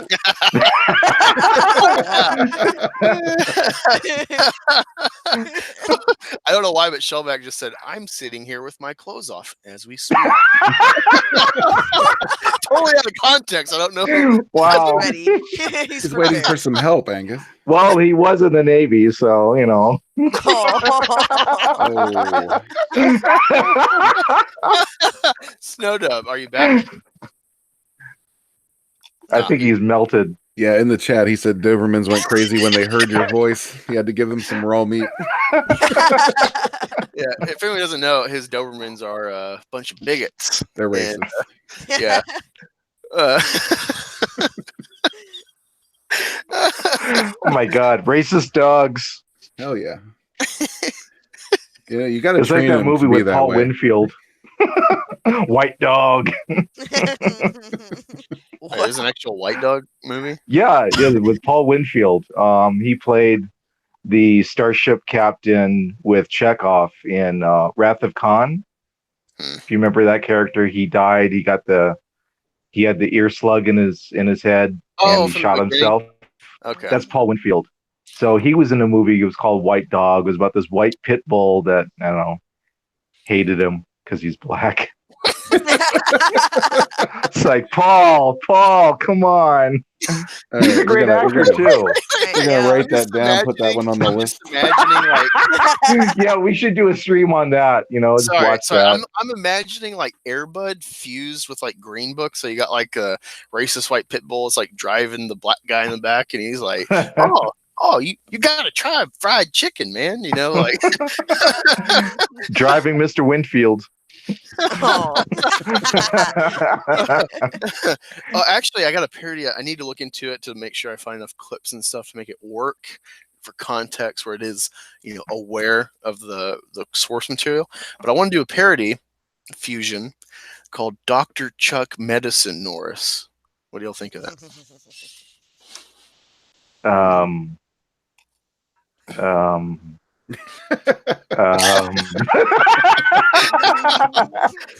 Sounds like you got a real winner on your hands, Angus. Something on his hands. Anyway. I got rub a your fingers topic. together. The hackiness will go away. Oh God, what is it, Roger? Have you guys seen the leaked photos of AOC at the fence? And she's supposed to be at this border detention area, and it turns out she was actually at some empty parking lot with a lot of border patrol hanging out. Oh, Yeah. God. Yeah, I posted up. I Nice. posted up on my Twitter feed about a day or so ago. And I just ran across it, and it's her. Basically, the official photos that were released were her having basically this emotional breakdown Yeah. in front of this fence, and then someone leaked these other photos that were taken, and it showed like everything else around her, and it's basically on the other side of the fence is an empty parking lot, and there's like 3 border patrol officers just standing there. And there's this guy in the background. If you look at the one where she's like at the fence, and she's like having that breakdown. Right. There's a guy behind her. He's just calmly looking at this little book. It's like it could be like a little diary or itinerary. And then someone on Twitter mentioned it's like, yeah, okay, so for our next stop, it was class. It was gold. It was really gold. She's Wait a minute. ridiculous. You're making me go back through my Twitter you're talking about something, and a lot of people don't know about this because this is earlier in my Twitter career. But of course, you and I think Drunken Salty saw us. And okay. So I said I went to a shop at TJ Maxx with a wife, and I happened to see this sign because it's like a strip mall. And I see the sign against the wall along like the fire lane or whatever. It says illegally parked cars will be towed at vehicle owners' expense. And so I took a picture by it with my fist in the air, and I said, "No car should be illegal. Join me in fighting hate. Hashtag resist. Hashtag fuck Trump. Hashtag force out hate." And I said, "This will not stand." Oh my god. But And did it you just have a shows- mental breakdown? No. Did you I cry? was just, it's me just taking their rhetoric and applying it to something so ridiculous and seeing. I was trying to see if they would if I could educate, was actually buying it. Like, yeah, we need to stop this. You can't ticket cars, like they exist. Like Mhm. didn't catch on, but it was fun to make fun of them. Try again in 6 months, and they'll be the new demographic. You gotta, instead of speaking Spanish at the American Democrat National Convention to pander to people that don't have the right to vote for you, you'll be pandering to the what is it? I saw something. I don't know if it's an American or not, but they're releasing robot cops patrolling parks and stuff. Oh damn. Mm. Robots seem to be the way of the future right now. Yeah. I think we should have puppet cops like Happy Time Murders. No, what we need are like those Johnny Cab. You remember from the first oh shoot. Total The Recall. Schwarzenegger film, Total Recall, thanks. Oh God, I thought you said something. I was like, "Whoa, you're gone, dude!" Like, just Huh? What? I was like, "This could not stand for real." I was like, "Whoa!" What were you thinking? I know what I was thinking. Oh wait, don't answer that. Man, you make me wish I had 3 hands. I was just no, you said it so fast, and I'm like, "Wow, you said that." Total Recall. That's Sorry, my generation. sorry. Go on. Oh damn. Yeah, no, I could just see like we were having police force with those little Johnny Cabs tooling around the town looking for crime. Hey, how you doing? Only call it Johnny Cop. Mm.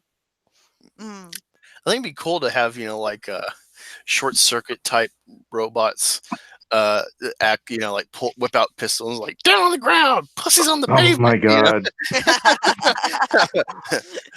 You have violated code ball. It's like jaywalking, like Be gotta like do Wally it. with a 9mm. Right. Yeah. So anyway, just like he says he thought you said the N-word. Oh really? No, you said Arnold Schwarzenegger. You said it so fast. I'm like, whoa. Well, you know what his name means in German? See, strong something. No, it means black plowman. Oh, Schwarz. Sorry, I was thinking Schwarzenegger. Yeah, I was thinking of Stark, which is strong. So my bad. Oh, okay. Yeah, it was funny because back in the day when we had Schwarzkopf, his name translates to blackhead. Don't you love it when you meet a black guy named Whitehead? Weisskopf. I don't know. Doesn't sound as cool. Schwarzkopf. Yeah, when you hear it in English, it's like, oh, what? Your name is Blackhead? Okay. You better pop that before it gets too bad. So, anyway. What the hell? It's not a racist thing. No, sorry. There's a new there's a new article that says Carrie Fisher's naughty whisper and that long Rise of Skywalker hug revealed. Let's see what this is about. Oh. It says she was actually whispering, "This is a fucking long hug." I was trying to do my acting like, "Oh my god, Carrie." There wasn't any discussion about what we were going to do. That was Daisy Ridley explaining that. So, yeah, I guess that's naughty. I don't know. Was that an inappropriate hug? I guess so. I guess she got me too. I don't know, but she's dead now. So what are you gonna do? Mhm. Oh damn! Oh my god, that'd be crazy. If it was like a Bill Cosby thing on Carrie Fisher because of this hug, I can just see it in 10 years. Mhm. I don't know. Carrie Fisher was just spontaneous Yeah, she was. and into drugs, so it's just That's a great combination. I don't know. yeah. God. I so would have partied with Carrie Fisher. You probably would have died. I know. I was about to say. I don't think you would have survived, snowman But or it would have not. been a good. But it would have been a good time.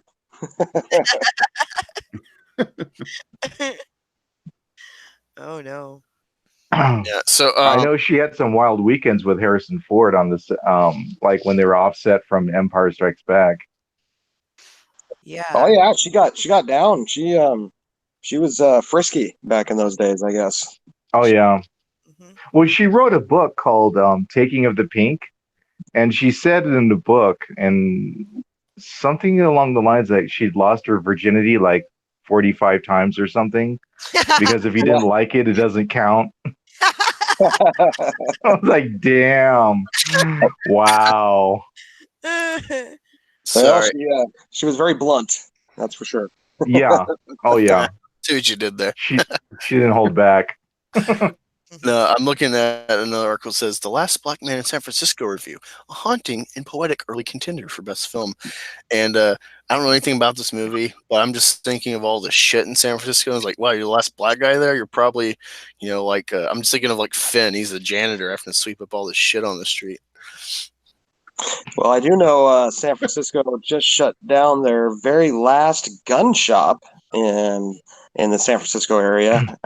The gays community would be interested in that. Oh yeah. That's because Oakland's moving into San Francisco and they don't want problems. Actually, I'm that kind of surprises me to hear that they had a gun shop in the first place. Yeah, well, it was no. the last one. It was the last one. It's gone now. Yeah, I'm not super interested just because I never planned in my life to visit San Francisco. I was disappointed when I went there. I walked around, I was like, this is it? And I saw the Did you say this is Haight-Ashbury shit? area. Did you No, I step said in it? this is it. Close. I But no, understand it's they have a just like- problem on the streets with defecation. Yeah. Yeah, now they do. A buddy of mine who grew up in San Francisco, he went back to visit it and he says, dude, don't go back to San Francisco. It's changed. Wait, he is was this Kermit the Log? heartbroken. What's that? So is this Kermit the Log? No, it's a buddy of mine back in Pasadena. And But there was a log he on was the just street.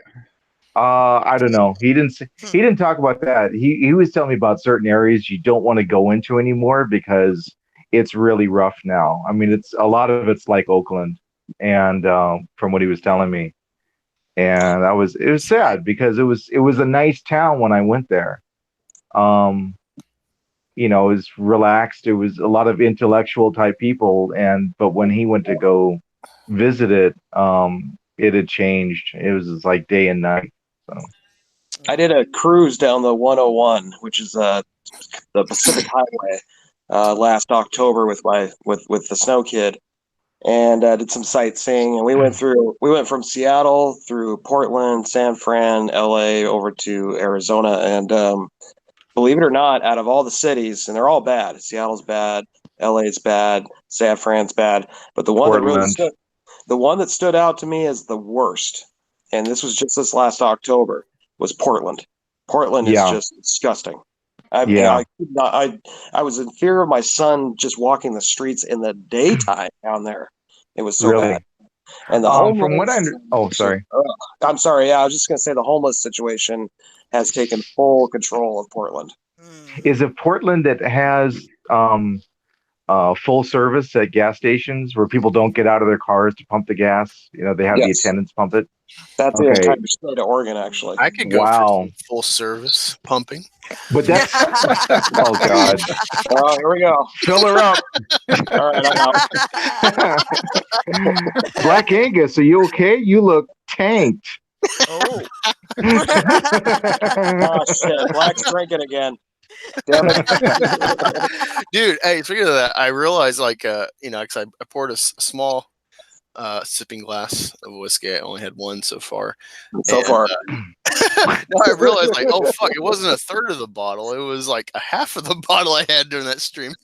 Oh yeah, you did. Oh, man. I could tell towards the end, buddy. I was like, okay, Angus is on one. he was I don't know. rolling, buddy. Rolling. I thought he did pretty all right. Yeah, he hung in there, but I could tell. I could see the transition happening. You said Not that the wrong, first my time, friend. eh? You said that wrong. It's transition. Transition. Yeah. my bad. Here we go. It was so funny. My mom, she's like super religious, and yeah, and so she was so annoyed. Just when tell she her you're was here. Catholic. You'll be safe.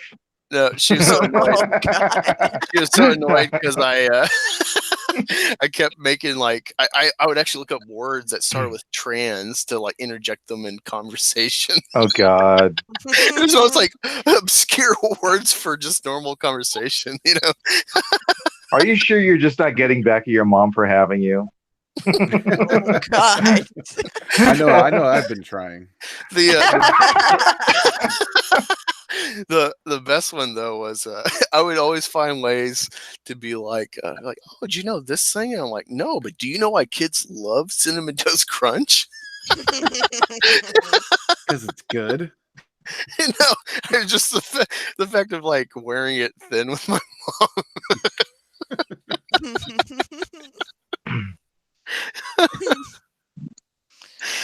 Oh God.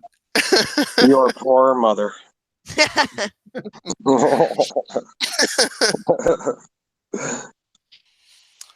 So what's the main topic here tonight? Oh, I just skimmed through movie webs for pertinent Oh, topics, and I looked we up already that covered- movie. It is Nightcrawler, and it's not Joaquin Phoenix. It's the other guy, Jake Gyllenhaal. That's what I was talking about. Yeah, okay, I'm- That was a good whatever. Whatever. Moving on. New topic. No, I think it was Spoon Jam. He said, I would love to see a Nightcrawler film in the MCU. I'm like, I would too, just not with the current state of Hollywood, because despite being a blue man and being an immigrant, he's Catholic and very religious. So he'd be totally down with Georgia. And they would just make a big smear movie on that. Fucking Nightcrawler's a bigot. He's fighting against Planned Parenthood, and they just demonize him. Mhm. Wait a minute. He's Catholic and he's called Nightcrawler. He's not a priest. Calm down. Mm. I guess you'd only get the joke if you saw Spotlight, the movie. Wait, Spotlight. Oh yeah, I love that movie. It's a good movie. Yeah, that was a great movie. Which I don't know. I kind of get this weird feeling like with this massive push to legitimize pedophiles. I kind of get the feeling that the church is quietly behind this, so they don't have to keep moving their priests around and spending all that money on protecting them. Mhm. Yeah, That in Hollywood. I don't And now know. the Boy Scouts, for crying out loud. You know, there's a hotline for people that have been messed with in the Boy Scouts. You Mhm. mean the I Scouts? saw it last night. Yeah, Yeah, the scouts. whatever. Boy Scouts. I want to say it, damn it. Bigot! Scouts for boys. That's right. That's right. No, it's funny. I'm trying to think what happened. There was a push to like the whole when the Boy Scouts thing was going on to like change the Scouts, or whatever. They were like trying to like put boys and Girl Scouts to like counter it, and there was like, no, this isn't fucking happening. Mhm. Wow. It's like, yeah, we see what you really are about, you know. Mhm. Mhm. Yeah. Well, I figure if the Girl Scouts or if the girls get into the Boy Scouts, they can actually start the hashtag Me Too. Oh, Yeah, but no, it's funny going back to They're not this- getting any action in the Girl Scouts. So let's go to the Boy Scouts so we can get a hashtag going. No, I was thinking, yeah. So it was something that no one covered. I'm surprised. If you look at the like panel list for Celebration, there's one that no one talked about. Everyone talked about the Raylo shit, and of course, I've watched like 2 or 3 times the panel discussion to make this video. Unfortunately, but another panel no one talked about. It was essentially it was like navigating cosplay as trans in a galaxy far, far away, or something. It's like, what the fuck? Like, this is Star Wars. It's for everyone. Like, why is this a thing? You know, like, Yeah. It's not about Star Wars Celebration. It's like a support group for crazies. yeah, like this is the thing. This is the thing I'm gonna cover. You know, and I'm gonna say I'm extrapolating, but I think it's look at the context of America and politics and this topic. I don't think it's like being I don't think I'm really pushing too hard at this idea, but it's just think they didn't have an actual Q&A, at least with like a mic for this panel, and it's like, well, you see what EVS is covered with like Brian Young and stuff with the Kylux chat and stuff. You can't have fucking, at least right now, unless they just really go full bore. You can't have an open Q&A with all these shippers with a bunch of kids and their family, like, hey, Star Wars, the Millennium Falcon, Stormtroopers. Oh yeah, Man ass. I'm just curious, you know, in Kylo, I want to know y'all's opinion. Who would, you know, get dicked in the ass, Kylo or Hux? You know, it's like why is this being offered at Star Wars, where it's like you know, they say, oh, this is a film series for 12-year-olds, and it's, you know, just family films, and it's too violent, and it's like, Well, they created a monster. have you know? Okay, have you ever seen The Office? There's an episode where Michael is kind of confronted with Oscar being gay, and so he's trying to be supportive. So then he's like looking at gay porn in the office. Oh, He's like, this is beautiful. And it's like, you can just see he's like, this is not for him. And it's like, I think you can figure out, like, yeah, it's it's pretty violent. 2 sausages, no bun. And so just like, what is happening? You know, Star Wars is dead. I do have a video I'm hoping to create soon tomorrow about Star Wars. If you've seen Sith Kryptoni's new video, you've seen Drunk 3PO with like Daisy Ridley and stuff, like there's like I think a real sentiment coming across Star Wars fandom was like, for us at least, was like, yeah, we fought this, but no, it's like it's fucking dead now. And I heard Red Gaze say it on his video from last night or this morning, like, yeah. It's just sad. Oh, actually, yeah, I'll be right back. Uh-oh. It is sad. And then the flushing of the toilet.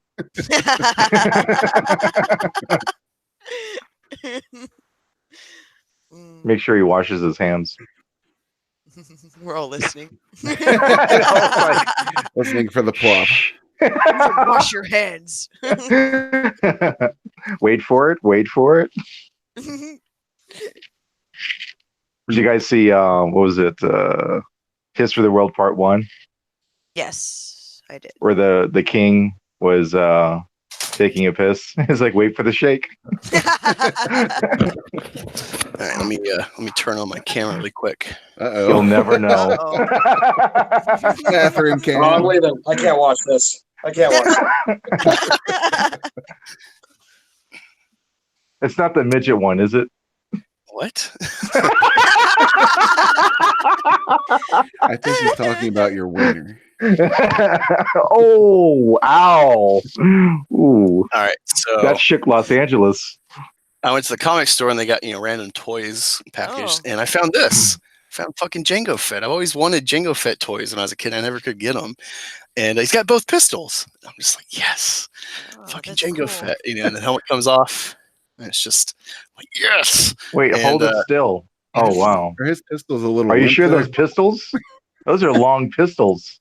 It's wanted. You just got to curve the blast. They're bent. You bent his pistols. Well, it is Pride. Does the head come off too? And then I found this at Ollie's. And it's like, Oh, yeah, cool. it's cool, you know, in Imperial Guard. It's like, wow, you know, actually, Oh. I'm excited finding a few Star Wars toys. And it's like, this hasn't been a thing for, you know, like after Force Awakens with the what is it? What do you call it? The Journey to the Force Awakens, that whole marketing being a crock. when the Last Jedi, like the pops and the few toys came out, I bought 2 pops. I bought one of the Praetorian Guard because it just looks fucking cool. I'm like, I doubt it has a big role in the film, so it'll just look cool. I don't have to worry about the context. And yeah, I got like 5 or 6 Praetorian Guards. Love that design. It's really cool. And but yeah, I got Snoke, and it's like, fuck, I spent very little money this time, and even that disappoints me with Snoke. It's like they Snoked him. Like, You so done it's got smoked, son. besides the Lego sets. Lego sets are always awesome. Yeah. But yeah, it's been a while since I've just been like, wow, I found a Star Wars toy in the wild. Hot dog, This doesn't suck. Yeah, that guard is really good.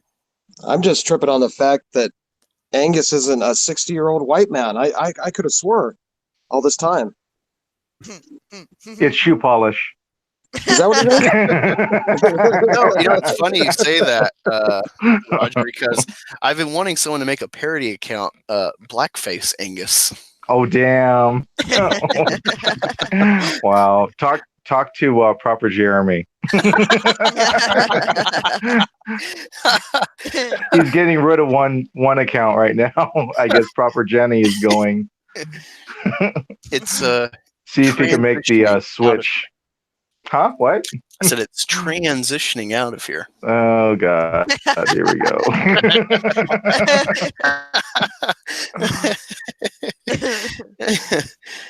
I need my safe space. There is no safe space from Black Angus. We got Cyborg Valkyrie in the chat. Hell Valkyrie. We also got Joe Froggo has come in. I'm not sure when he came in, but Hell brother, the war campaign, making the chat a little extra comic skate gay. I appreciate it. By the way, Joe, you got to do something about that avatar. I'm sorry, that purple man just bugs the shit out of me. He's just a Russian Oh, bot. Yeah, but even Black Russian bot has an avatar. Teletubbies. What was the Tinky Winky? Oh.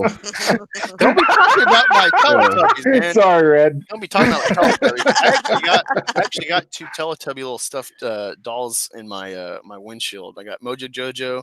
I got a Oklahoma Sooner State bear, and then I got 2 Teletubbies. All right. Oh my god! Is it possible to eject Angus from his own stream?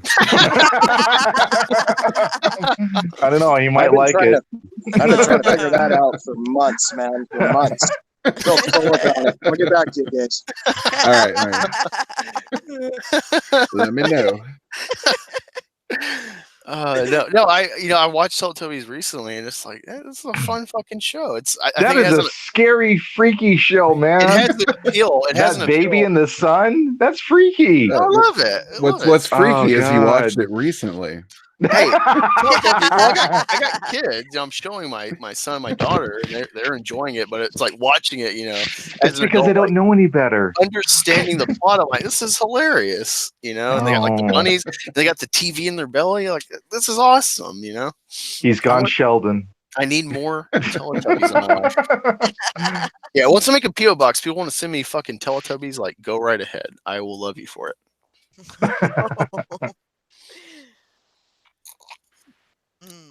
But Mad Squirrel, man. what is some stuff you've been covering on your channel before I start investigating? Geez.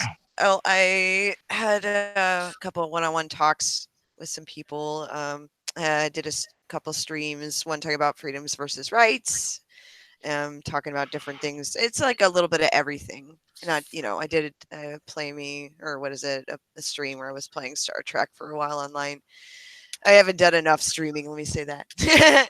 But I'm supposed to be doing some stuff soon, so I'll be doing some streams again, but mostly just talking about, a little bit of politics, but I think I'm a political atheist, so I think everyone's full of shit, so it's a really great time. Political atheist. That's a new identity. Plus, I'm about to hire the squirrel full time to be my moderator on all my streams. The general's gonna be like, what happened? So how excited are you?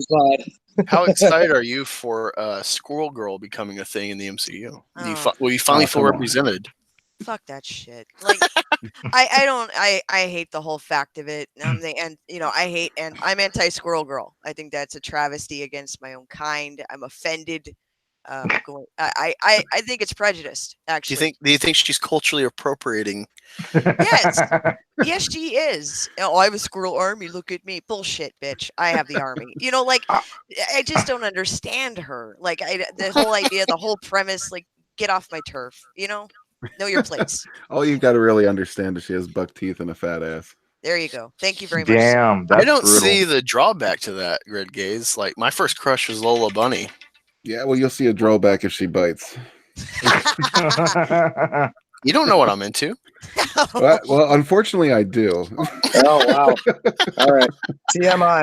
I gotta stop there. We got a window into your whole soul, rather. Oh man. Oh god. I apologize to everyone in the chat. I do not. Oh fuck, that's cool. No, I just realized the missile comes out on his Oh jetpack. boy. Oh, here we go. The missile comes out, ladies and gentlemen. If it shows up missing, we'll know where it is. Oh my. Angus got himself a new pocket rocket. It's a pita pocket. Oh god. No, that's Mad Squirrel.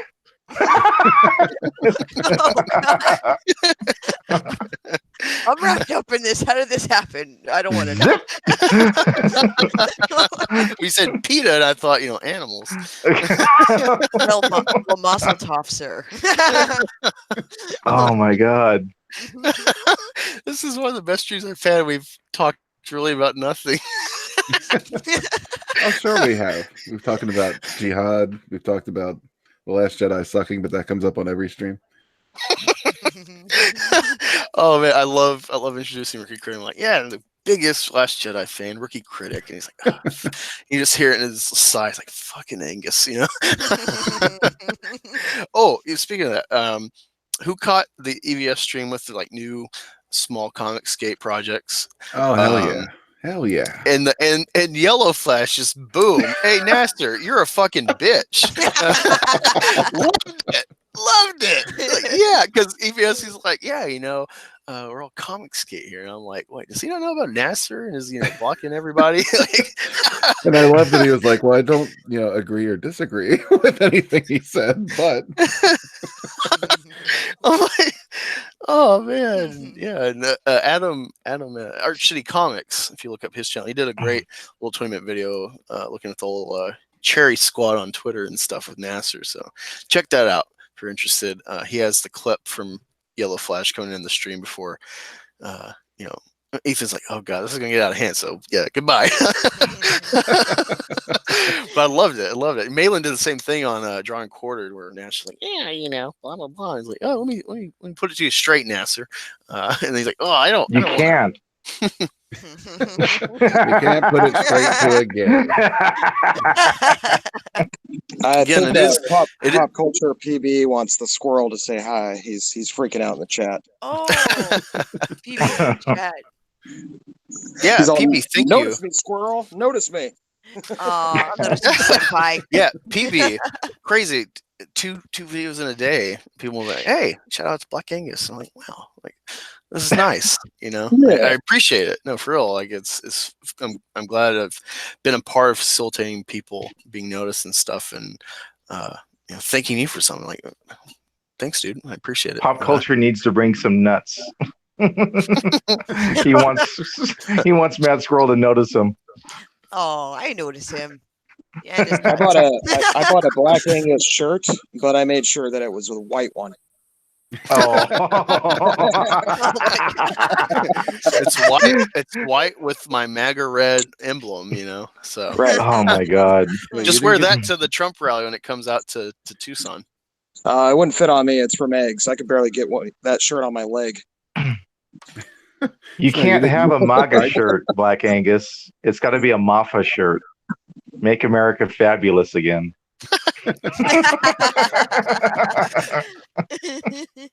Yeah, I try to tell people. Yeah, I'm glad Red Gaze has bought into it. But when I was on stream with Wyatt and John Talks and Red Gaze, I'm like, hey, like it's Pride Month. We should kind of change our names to fit. Get some pander clicks and and it's like I'll be Black Gangus reviews, like my shirt, and you have the Red Gaze, like he saved on my phone as Gayz, and Oh God. and then I said John Talks, you can just change it to John Talks Gay, and John Talks with a God. lisp. Oh, he that's hasn't, awesome. he hasn't. I don't know why, but he hasn't gone through with that yet. So I don't know. Maybe I next wonder why. I think he likes his subscribers. Yeah, Angus went through a lot of trouble over this. He made us all, pride avatars and everything. I chose not to participate.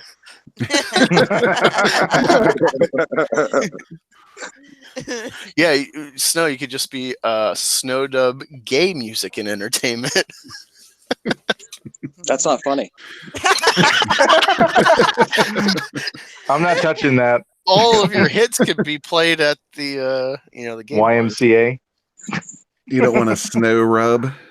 Oh God, Ooh, no! Snow Rub Snowballs. Music and Every time I see a snowman, thank you.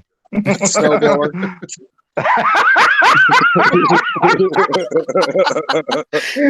I've heard them all, man. I've heard 'em all. Oh man! I've been snow for a long time, so I've heard them all. Oh God! That was vicious. It's mad, I tell you, mad. That's right. And welcome to the show. Thanks for tuning in, everybody. Sorry Snow, to see you leave. So, any topics you want to cover? Anything going on in bigot country? I've I'd got love a to cover project Seth's going mom. on Twitter. Oh. Sorry, go ahead. Who, me? Was it my turn? I don't know. Yeah, it's your turn. Oh, okay. No, I was covering Seth's mom. That's Oh, a pretty big topic for me. Were you covering her in snow? I'm not Hashtag, touching I think this. Seth's mom. Are you saying Sith's mom is a big topic? Very big. I'm sorry, you guys are breaking up. I can't hear a thing you're saying. I had to do it twice. That's how much square footage there was. New topic. What? No? What? That movie talk popped in. He says, "What the hell am I watching?"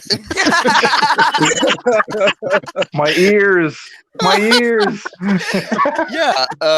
We've just been all over the place. This has been a fun, this is my first stream with the Presenate, just kind of getting used to my schedule with my work. So it's hard for me to keep up with everything, but I'm getting accustomed, so it's going to be easier going forward. But yeah, it's just been kind of goofy today, and I love it. Two bald guys just said that he hit the link, but I think he hit the wrong link. He's in the chat right now. Oh no! I sent the YouTube link. Scroll up a little bit. Go scroll Jay, up. and you'll see the Hangouts. And Caitlin as well says, "What did I walk into?" Just be happy I put the puppet away. All right. Oh damn!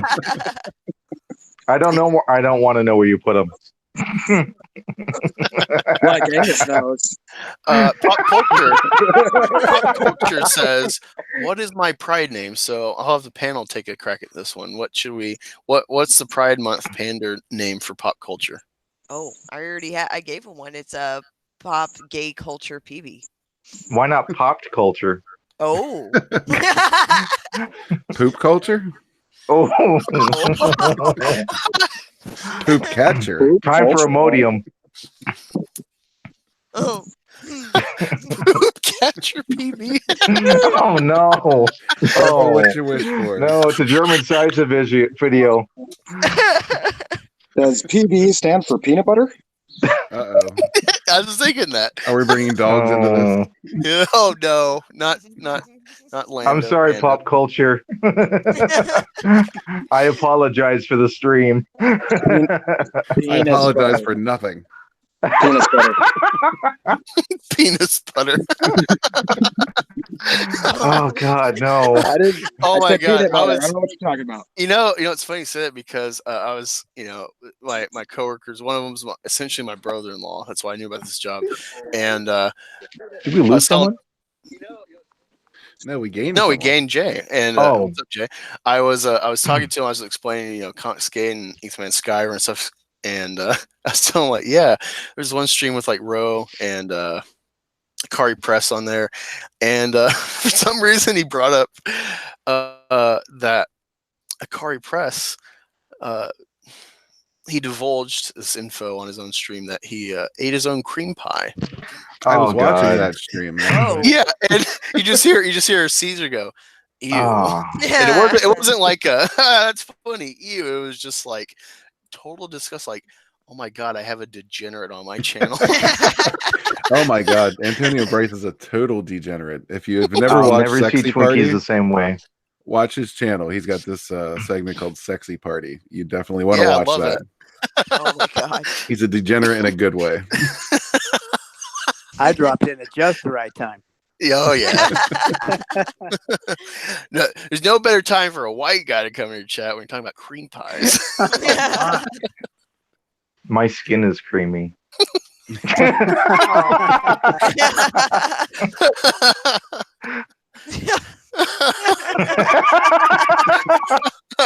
I take that more I'm ways than sorry. one. Wow. I know, really. Even I I'm don't like, feel so wow. It's supposed to be good for your skin and fingernails, actually. It's a good Oh, facial God. exfoliator. I'm feeling queasy. Very queasy. You should I be hope you didn't feeling like Pearl Jam. Snow. You should be feeling creamy. Oh. You know, it's funny because there's a lot of band names out there that put up put out innuendos like Pearl Jam. Back in the '60s, there was a band called the Loving Spoonful, and that was kind of a nod to. Was that a heroin reference? No, the Loving Spoonful. Basically, when a man ejaculates, he only delivers about a spoonful of semen. Well, that's nice to know. Thanks for the Fun tip. fact. You've researched this, I see. Things you didn't want to know. But you pick up things, And we are also an educational channel, folks. A spoonful of semen helps the medicine go It's down. Sesame Stream. Sesame Stream. I like it. I'm sorry. I just apologize for everything I've said. DJ Odyssey says, "Well, if you run out of super glue, squirt." Wow. I see you've been in that situation before. When I used to live at home with my parents, they love watching like prison shows and like locked up and stuff. And there was this one like I guess counselor or whatever for the prisoners, and she's talking about how like this dude will just jizz all over a like a Hallmark card, like just completely layer it, and have a letter attached or something. And she's like, I get my gloves and I read this and I just act like it's nothing, and this will stop at some point. Oh God! How does this go over at dinner parties? It's like, oh yeah, I work in finance, and it's like, yeah, I read jizzed on letters at the prison. Like, oh no, oh. I'm assuming they leave that part out at dinner parties. And they save it for dessert. Wait. I got it. Are you guys ready? You ready? Here we go. The two bald gays. Hey, there we go. Hey, Jay, I told y'all I was like, you could do. I can't remember what it was. I gave you an idea for like two bald guys casting couch. Yeah. You could do like a restricted, streamer or what have you. Trying to An paint a alternate whole channel. new image of us. Yeah, whole new image. Yeah. Hey, meanwhile, did you know Steely Dan was named for a dildo? my. I wouldn't be surprised. That's actually true. Steely Wow. Dan is a dildo, and they named their band after a dildo. So there you go. Oh, Wow. man. I'm saving all Rogers- these facts for Thanksgiving. Roger's like, I wouldn't be surprised. DJ Odyssey says, 2 bald gays. That's just nuts. I'm surprised Right, you guys it's didn't come just up with the nuts, 2 exactly. bald guys. I could just Oh, see Des boy. wearing a rainbow Just as afro. nutty. Oh God. Des in the rainbow afro. I'm gonna tell him you said that. Yeah, I can actually picture that too. That's a little scary yet hilarious at the same time. Yeah. I gotta ask, Red Gaze, is that an eye of a velociraptor? It is not. It's actually a Komodo dragon. Oh, okay. Oh God, those things are brutal. Yeah. The And diseased. Cyborg Valkyrie says, has it been like this for 2 hours? Yeah. That's a good question. I was wondering that myself. Yeah. I was wondering that. It usually goes for 3. Trust me. Oh, can I do a quick plug? Oh, Are you Angus, sure you want to say perfect. that? Perfect timing. It's okay. The missile's in hiding, so we're good. No, I've got this little pet project on Twitter that I've been working on the last week or so. It's basically reinventing the characters for The Force Awakens and Last Jedi. So if anyone wants to take a look, I've got it on my pinned tweet. Yeah, they're pretty good. And I'd love to hear your comments, your feedback and stuff. So it's just for fun. Yeah, I like them actually. I retweeted one of them. I can't remember. Oh, sweet. Thanks. I think it was Phasma, the one you did with Phasma. Okay, yeah. I was like, nice. Yeah, my wife is surprised that I chose a picture with her helmet off, but I wanted, to show like she's got this human side, like she's a person. Hmm. And yeah, I had fun with that one. Who are you talking about? Phasma. Hmm. I've got this thing on my Twitter. It's called How It Could Have Been, and it's basically a series where I take the major characters from TFA and TLJ and I kind of reinvent them. So Make them decent is what you're saying. make them decent, yeah, make it palatable. Caitlin says, sub to those 2 bald gays. Oh God. Now in the chat, Cyborg Valkyrie is requesting girl jizz. So Mad Squirrel, that's all you. Oh boy. Let me know when we get to girl jizz. Okay, like what part? I don't know. The squirter part, maybe. I don't know. I think you mean squirrel Oh. jizz. See, I'm a squirrel girl, so that's a little different, sir. Everything's a little nutty, No, I don't know exactly what the clarification is needed, but I can only give you so much information, obviously. Oh god, it just made me think. Is it Ted 2 where they're like at the sperm bank and it like all falls on them? I think it was. Yeah, I had to think. I'm like, I think so. It's a real jizzquisition in here. I can only think of Foamy the Starbucks squirrel. Did you guys ever watch those cartoons? Foamy the squirrel? Yes. Okay, there's one. Yeah, like me. I'm like, yeah, I did. If you haven't, they're a lot of fun. He gets a little crazy, but yeah, it's he started out as like a Starbucks squirrel that kind of went off on tangents about Starbucks, and then it kind of evolved into this whole storyline about him and this girl that he hangs out with. They're pretty funny. You don't want your kids listening to it though. Yeah. The only squirrel based content I watched was Secret Squirrel, I think. Wow. What about I only remember Danger Mouse. a Slappy Squirrel from Slappy Squirrel. Oh yeah. Tiny Toons? I think was she on Tiny Toons? No, Animaniacs. That's right. God, that was a great show. It was a great show. Yeah. Yes, it was. Yeah, it was intelligent, so they had to give it the hack. Right. Yeah. Hey, Jay, what's going on with your channel? I haven't kept up last month or so.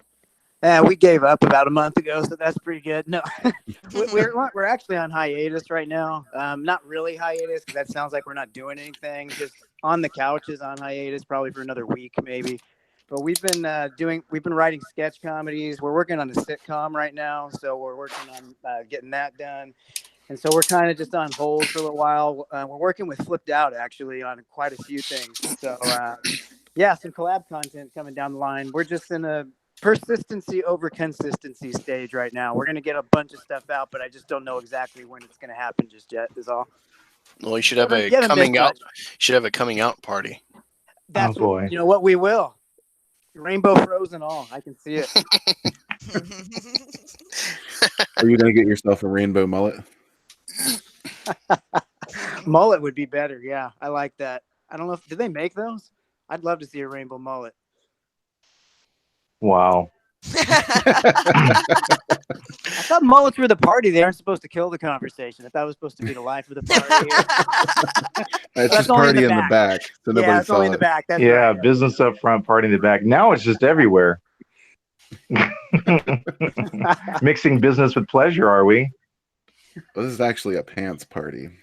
Oh. Oh, okay. I wish Daddy Pants was in the chat. I was on Snowdub's stream. I was listening. And Daddy Pants is there, and I was like, "Is this about visiting his sister or something?" And I was like, "Is your sister invited to the party in your pants?" Oh God. I remember hearing that joke at parties. There's a party in your pants. Everyone's coming. I love what I was kind of channeling was Steve Carell from Anchorman, where he's like, "You're invited to the party, the pants party." He just has no way to deliver it. Are you trying to say there's a party in your pants and I'm invited? Yes. And he's like, "Well, I will have to refuse." He's like, "All right, let's go." It's like part of me wants to see like the I don't know, deleted scene or like the spin-off little short of like what's he doing, you know, because it's Brick. Those Yes. movies are awesome. Speaking of, there's a lawyer in this area that has his face on billboards everywhere, and the guy looks just like Brick Tamlin. Every time I pass one of those signs, it's all I can think about. Welcome to the pants party. I Wow. don't know what we're yelling about. I love Lamp. I just watched the supersized version of the second one actually not that long ago. I love that one. That's the one that's got the musical in the cut where they go into the about being gay and how Brick's think Spider-Man is gay and all that stuff. Have you seen that one? No. You got to watch the supersized, man, because there's like 3 different cuts of that film and they're all different. Like it's not that supersized contains everything from the other cuts and more. You have to watch all 3 to see everything, basically. It's like It's awesome. Oh, what is that? Walk Hard. The you know, right. now that I own it, I have like the theatrical or the unrated extended cut. And it's like I can't watch the theatrical cut because I'm missing so much, you know. Yeah, well, that musical, man, I'm telling you, that whole musical scene is worth the price of admission for the supersize. Like that's why it's my favorite one. There's some other funny moments that aren't in it that are better than the other ones, but oh my gosh, it cracks me up every time. Yeah, you gotta check it out. Yeah, people don't know. Those 2 ball guys are awesome. We if you go through my stream list, there's actually a great stream of us watching Infinity War and giving commentary. And it was a fun fucking stream. I think it's the only watch party I've done, but yeah, it was fun. Had a good time. Yeah, those 2 ball guys, they gotta give them props because they do really great reviews and they stay politic free and stuff. And but you know, you get on streams and you see like they got really good commentary. Mainly Jay. Dez is usually busy when people are streaming, but yeah, Dez, they both contribute so well. And that's so hard to do these days, is to stay out of politics. It is tough. Yeah, honestly. I appreciate that shout out, by the way. But yeah, it is. It's pretty tough. But I don't know. Once we get down to it, like once we go, okay, we're gonna sit down. We're actually gonna record the show now. It just goes away because we get into the conversation about the film and nothing else really even matters, you know. So in that way, it's pretty easy. But then it's the lead up. Okay, we're gonna say this, not say that. When we went to do like in-game review, it was like, okay, well, we have to bring up Captain Marvel because you just have to. But how do we bring her up without getting all into it? And then we did. It was fine. It wasn't that tough after all. That's good. Yeah. But yeah, it's definitely you have to pause at least for a second and go, okay, if we say that, does that mean this? And so you do have to kind of have those thoughts every once in a while. But I wish it wasn't tough. Really do.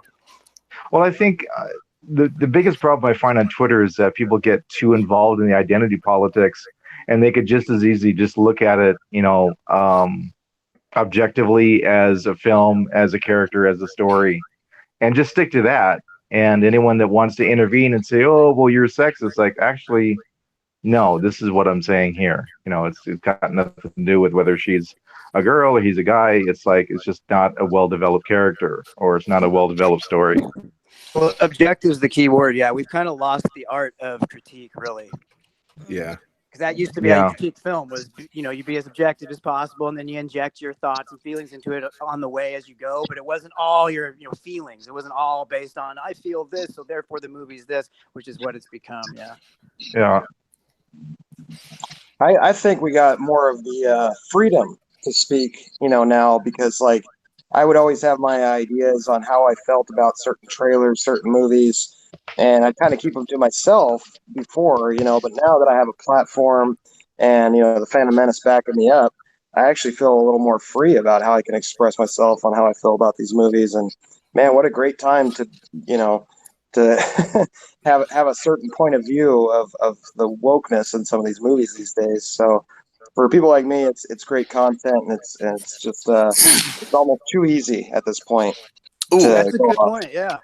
Actually, this brings me to something topical. So I don't know if any of y'all watched it, but I covered. I normally don't. I don't like to do reactions. But I did a reaction after watching a couple of times to the Charlie's Angels new reboot or whatever. From what I read, it seems like it's not a reboot. They're just continuing off of the Drew Barrymore films and like kind of evolving it, kind of like The Predator or something.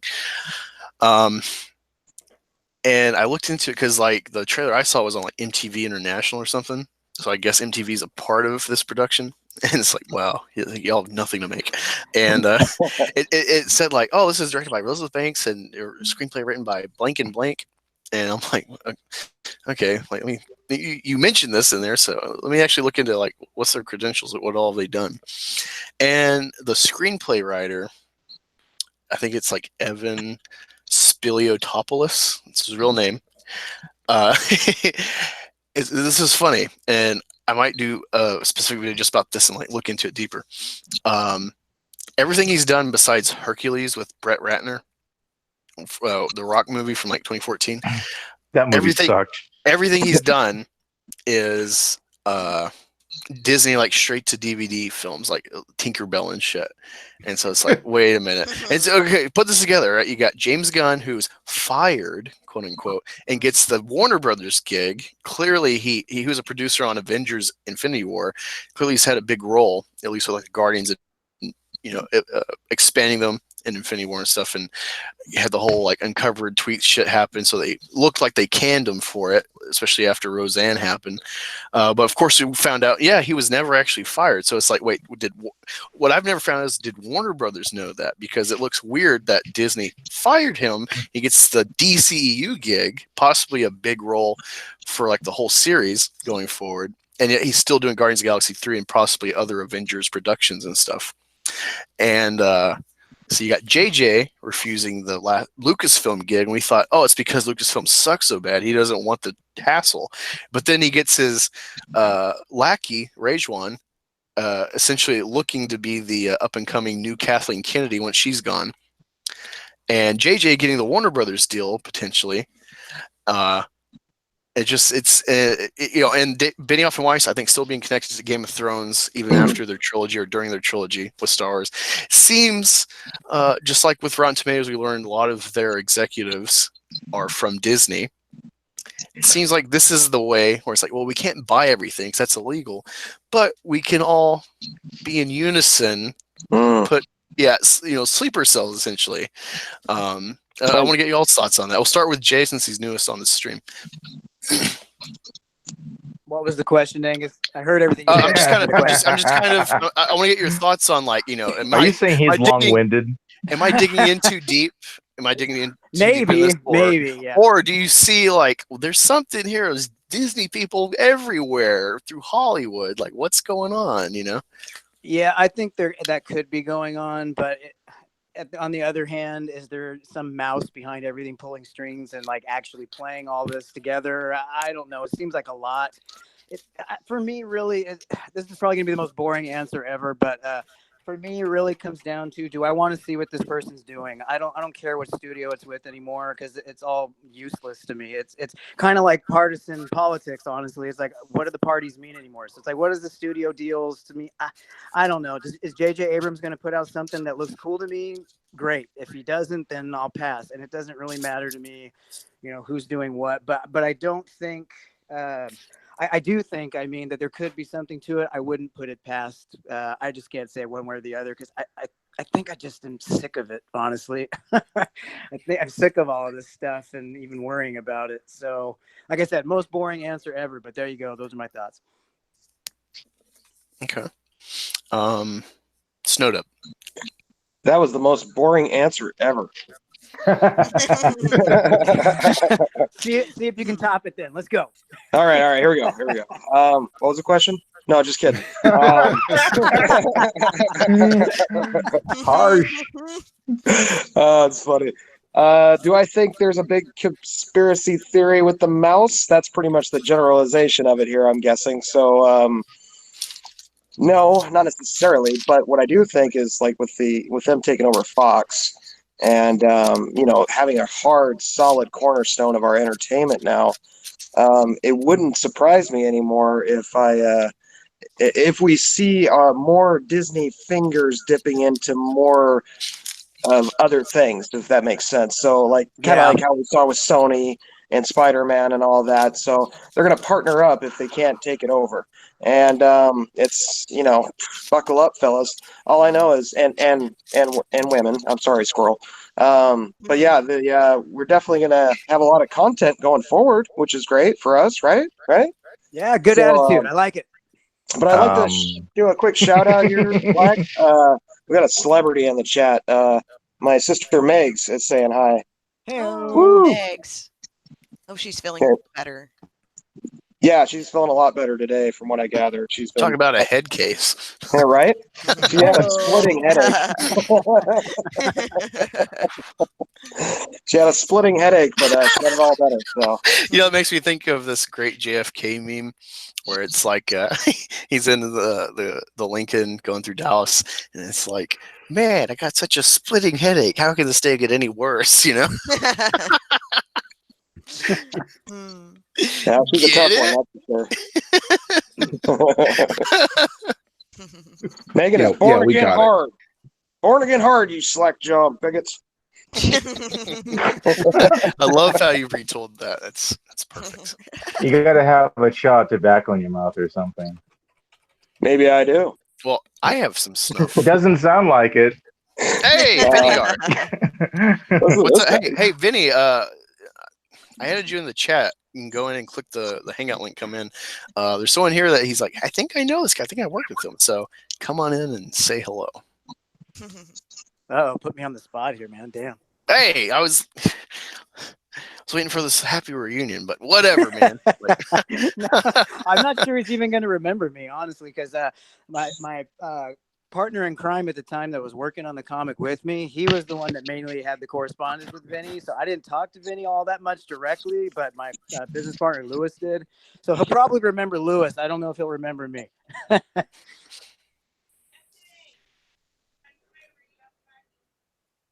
Cricket. Yeah, just like no one else is like, or, I'm just like, oh, see how long this lasts. Right. Really quick, Black Angus, thank you so much for inviting me on. I have to go because I got a bunch of stuff I have to do, and you're gonna play with your nuts, aren't you? Yes, I am, and I'm gonna go take a nice little tree coma for a little bit too. So great, there goes our diversity. I know. I'm taking it with me. Damn. Don't worry. Okay, Angus, put on a dress. Dick's on you. He's already wearing one. He's a pretty prick. But thank you so much for having me on, you guys. It was had a lot of fun. Yeah, no, I appreciate it, and look forward to having you on again soon. All right, thanks so much, guys. Talk to you later. See you soon. Take care, man. Bye, guys. Jolly is not boring, Megs. Damn it, he was doing a great little show earlier today. I busted out a whole can of silly string just for the stream. Damn. Yeah, those vomit scenes are priceless, by the way. Thank you. I don't mean this in a bad way, but it's become one of my favorite things about the channel now. I hope you don't take that the wrong way. No, I love it. I'm trying to figure out my angles so I can get it better. I want to do one where he actually shoots you, the viewer. But that's great. We'll figure it out. Yeah, I'm imagining now Jay's like, scrolling through his sub feed, like, oh, I'm gonna watch it. It's like, oh, Jolly. And it's like, oh, this guy keeps talking. Where's the fucking silly string vomit? Like, yeah. Is he gonna barf? If there's no vomit, I'm not giving this video a thumbs up. It's like, I'm fucking done with this bullshit. That's where that goddamn thumbs down keeps coming from. There's one. Yeah, no, it's funny. I keep getting like 1 or 2 Z on my recent stuff, and it's like just someone just like hate watching my shit. Like, thanks for the view time, but like, give me some actual feedback. You know what's so weird? We have yet, I guess, because since we're such a fledgling channel, still to get a thumbs down until we just posted a video a few days ago. All it is just bloopers and outtakes of us being fools of ourselves for a couple of minutes. We, messed up this take, that take. First thumbs down. I'm like, okay.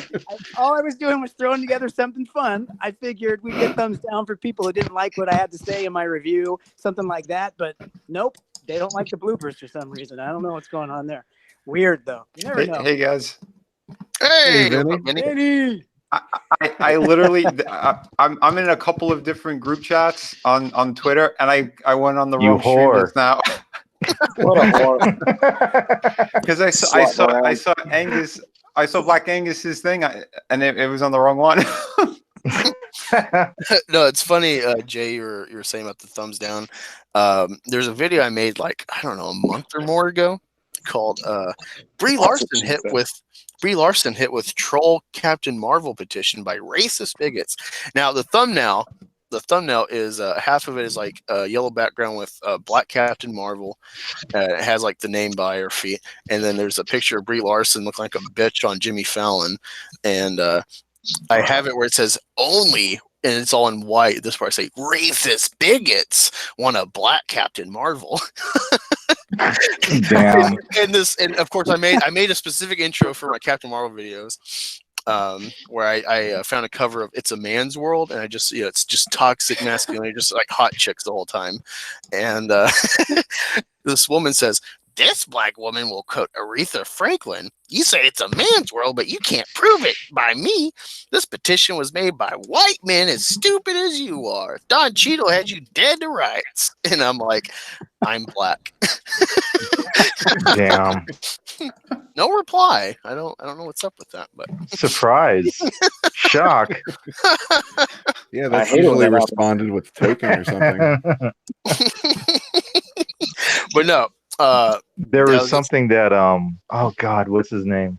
Some celebrity type put up on his Twitter account, and he was slamming someone for talking about the Civil War, that the Civil War was started because of the slave thing. And it was like, I posted up this part, this like a segment of this website that was talking about the real reasons why the South was breaking away is because they were getting hit with all the tariffs.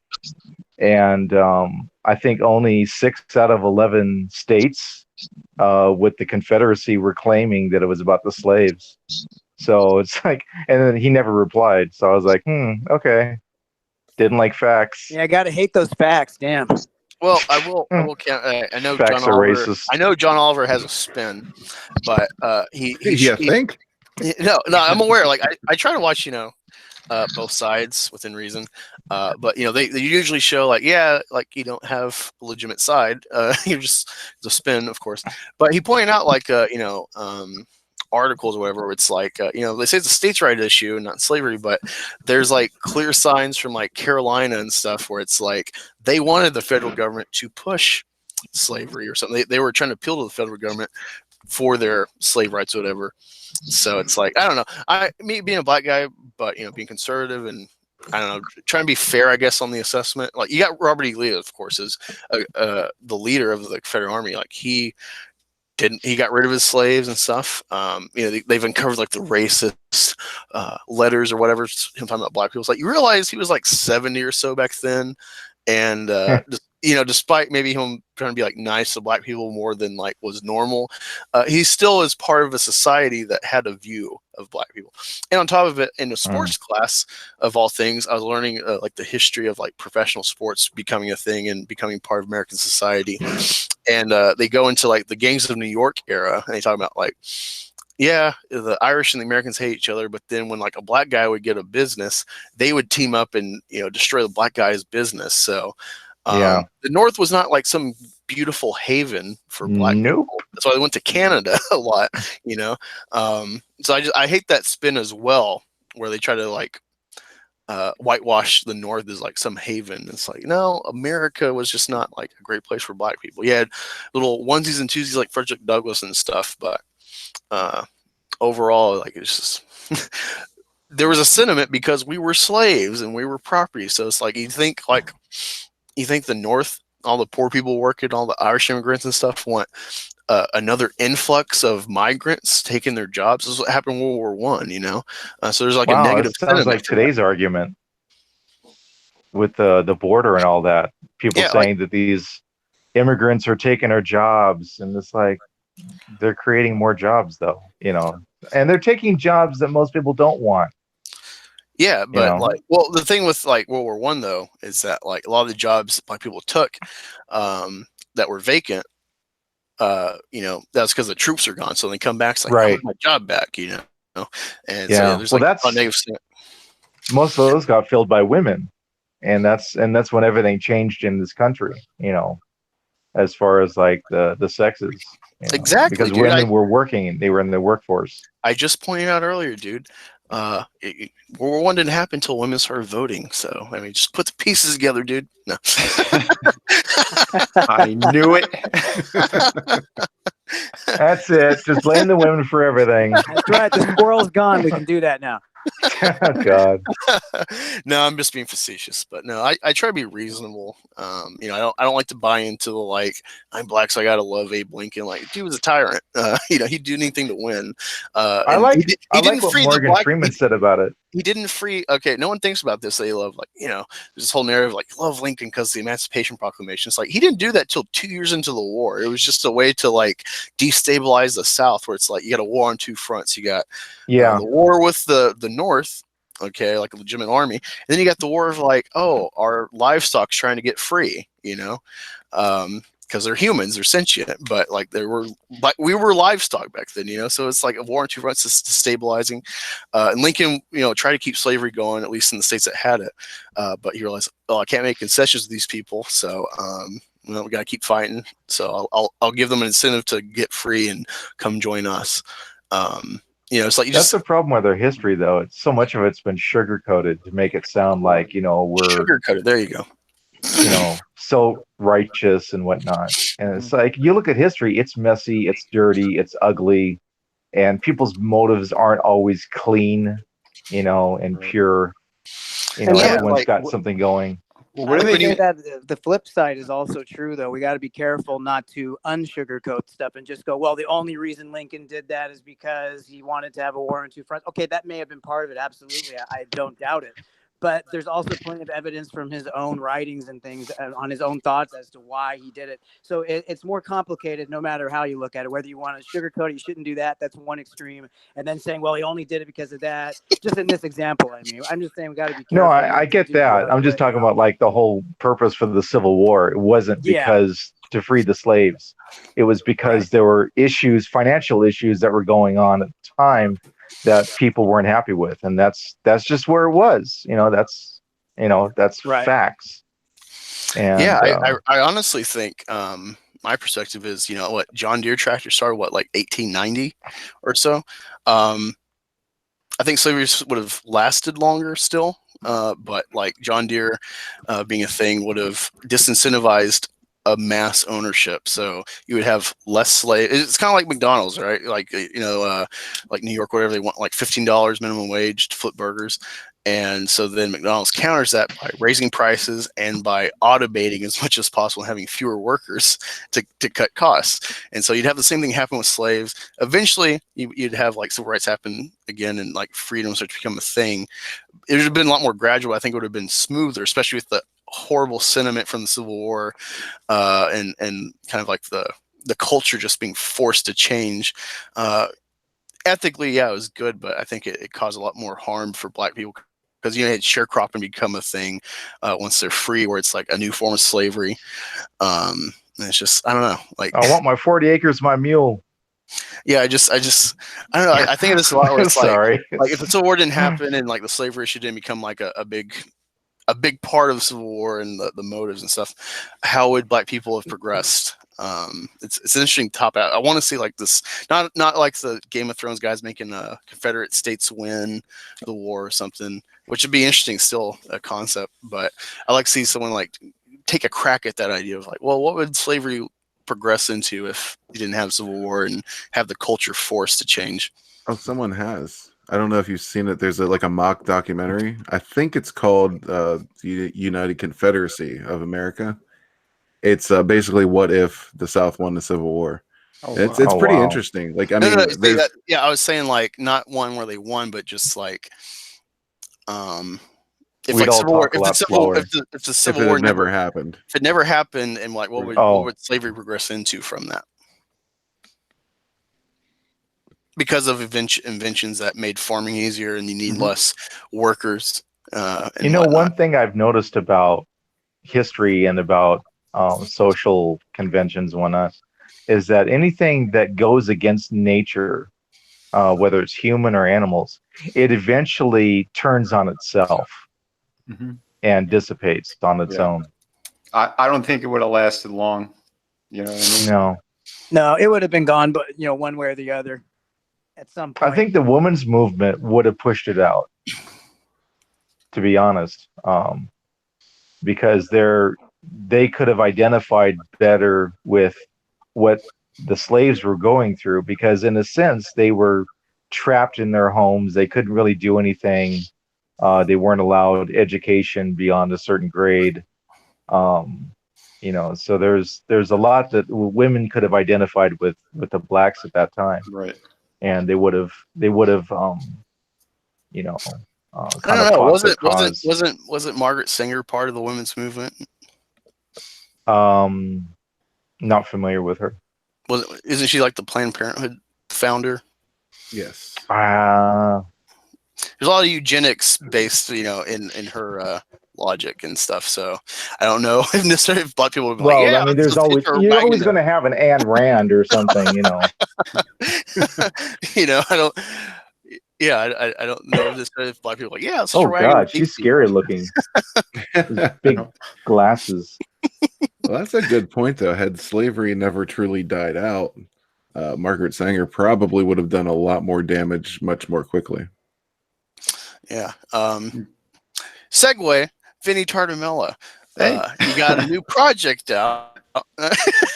That was an interesting pivot. We went from racism and slavery to yo, Vinny. This is the perfect segue to Vinny, you bigot. What are you selling? Honestly, hey guys. Honestly, it's the perfect segue because Vinny Tartamella is emancipated from the constrictive comic industry. He's going solo. It's Comicsgate. He's got a solo project out. Damn right. And tell us about me. Present you. Yeah, fuck those people. We got awesome comics here. It's a post-apocalyptic future. We got a female lead, hot chicks, plenty of action. This book is gonna kick ass. But it's kind of a little bit what you're talking about too. This is if society just kept going. Wait.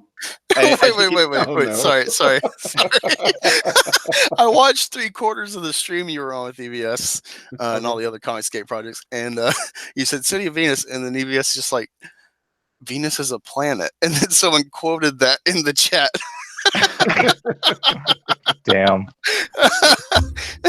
What? People can't name a city after it? Exactly. This is part of it's part of the story too. You guys will see it on the very first page. I explain exactly why this place is named that. So But that was that first stream. Last night I was on again, and we really covered this well. Because I guess EVS hasn't read it. Oh no, he loved it last night. Oh my god. No, because the stream Angus is talking about, I only showed the cover because I was actually going to launch this project like later in July, but he loved everything that was going on like that night, and he wrote us in private, and he told us he's going to do another stream, which was last night. So I said, fuck it, I'm going to jump the gun. I'm gonna release this early. So I spent the rest of the day setting up the campaign, and then I launched it. So he got to see all this beautiful work, and he really, really loved the details in it. Yeah, check out that stream, Angus. I was okay. So So what's the concept? Sorry, you said it's set in the future, and it's post-apocalyptic.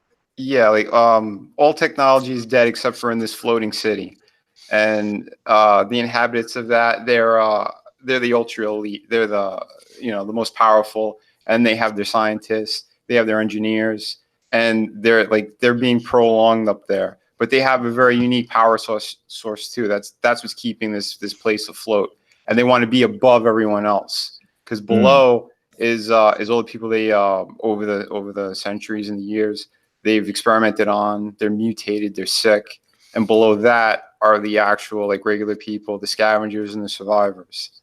So this book follows this woman who, she has no idea how she got there. She's not exactly from this time, and you'll see it as you're reading the book. But she also has a connection with that power source that is that the city's using. Okay. So, yeah, there's going to be a lot of cool stuff happening in here, because I'm going to be putting basically. This is set so far into the future.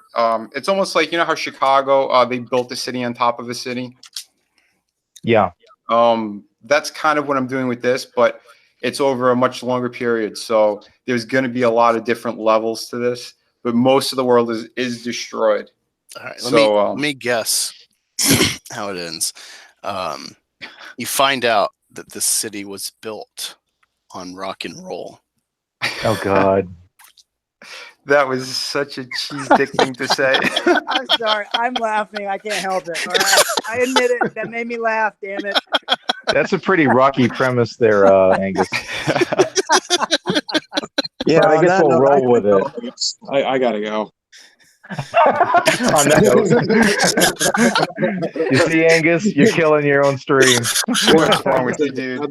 I'm tapping out. I'm tapping out. I was waiting for Vinny to just be like, "God damn it, he figured it out!" Like, thanks for having me on, everybody. Much love to everybody in the stream.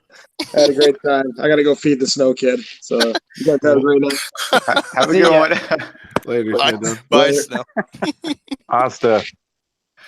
Oh shit, man, you guys are bad. And there goes another one. Is there anything else you'd like to say, Angus? Oh, I know, really. So how's the funding going so far? What's your Well, last night, since it was the first day I actually launched it, we've been doing pretty well. So I got 59% funded already, in 24 hours. So that's pretty good. Nice. That's awesome. What's your stretch goals? I don't really have any stretch goals on this right now. Okay, no, that's fine. You've kind of accelerated pushing this, so it's totally fine if you ad lib. I know Tug did that. Like, he kind of went as it kind of developed them as he went along. So totally fine. Don't think you're on the spot. Well, this issue in particular, it's complete. That's why. So I mean, it is finished. The thing was, I was gonna spend a little bit of time because I have a big show coming up in the 4th of July weekend. So I'm kind of scrambling with that, and I'm getting everything packed up for the art books, which I got funded, and they're in demand right now. So Volume 1, that's what I was pushing that first night when you caught Ethan's stream that day, like 2 nights ago. So I was pushing that one, and then I wanted to show them like a sneak peek of this. But I figured, since the timing was right, I might as well just fucking get this thing going. And the stretch goal I had on the art book, I put as a tier on here instead, because I wasn't going to reach it. So I figured I don't want people to miss out on volume 2 of the art book. So I put it as a second tier on this project. So you're going to get the 28-page comic book and a 52-page art book, all signed for $50. I think that's an awesome deal. You know, so I figured it's better there. Yeah. And then for your first sketchbook, how long is that? Are you still pushing that campaign as well? Volume 1 of the art book? Yes. Yeah, that one's in demand. But I have a more expensive tier which has all 3 books plus a head sketch. That one's limited to 20 people. So, but yeah, I'm keeping the other one. The other one is in demand, and when this reaches its goal, it's going to go in demand as well. So, the only other place you could get volume 2 is going to be with this project. Nice. Can you show some more art? Cyborg Valkyrie's like, show more art, you fascist. Oh, yeah. I'm not going to get to the slavery until like issue 3. Damn. Slave Leia. No, there's plenty of hot chicks in here though. You guys are gonna love it. No, this looks exciting. How many issues do you have planned? I'm thinking maybe like a maxi series. I'm thinking around 12 issues, 10 to 12 issues. I'm thinking on this one right now, but we'll see where it goes, because I am working on another project aside from City of Venus. And I'm a good chunk of the way done with that one. I have maybe like another third to go on it. It's a totally different genre, but I want to mix things up for people too. Since this was complete, while they're enjoying this, the art books, I might even launch Through the Woods again. But like in the meantime, I am working on other stuff as well. And then after that, I'll jump back to Venus. Nice. No, this looks fun, especially this decrepit guy attacking her. Oh yeah, great artwork. Thanks, man. Looks like Lobo with green eyes. Well, there's a lot of these. These are the people who are mutated and experimented on, so they kind of have like a zombie feel to them. But you'll find out through the course of the story that they're not zombies. That's good. Yeah. They're just SJWs. God, they're NPCs. Really good artwork though, man. Thank you. I appreciate that. Yeah. The way you did the city is beautiful.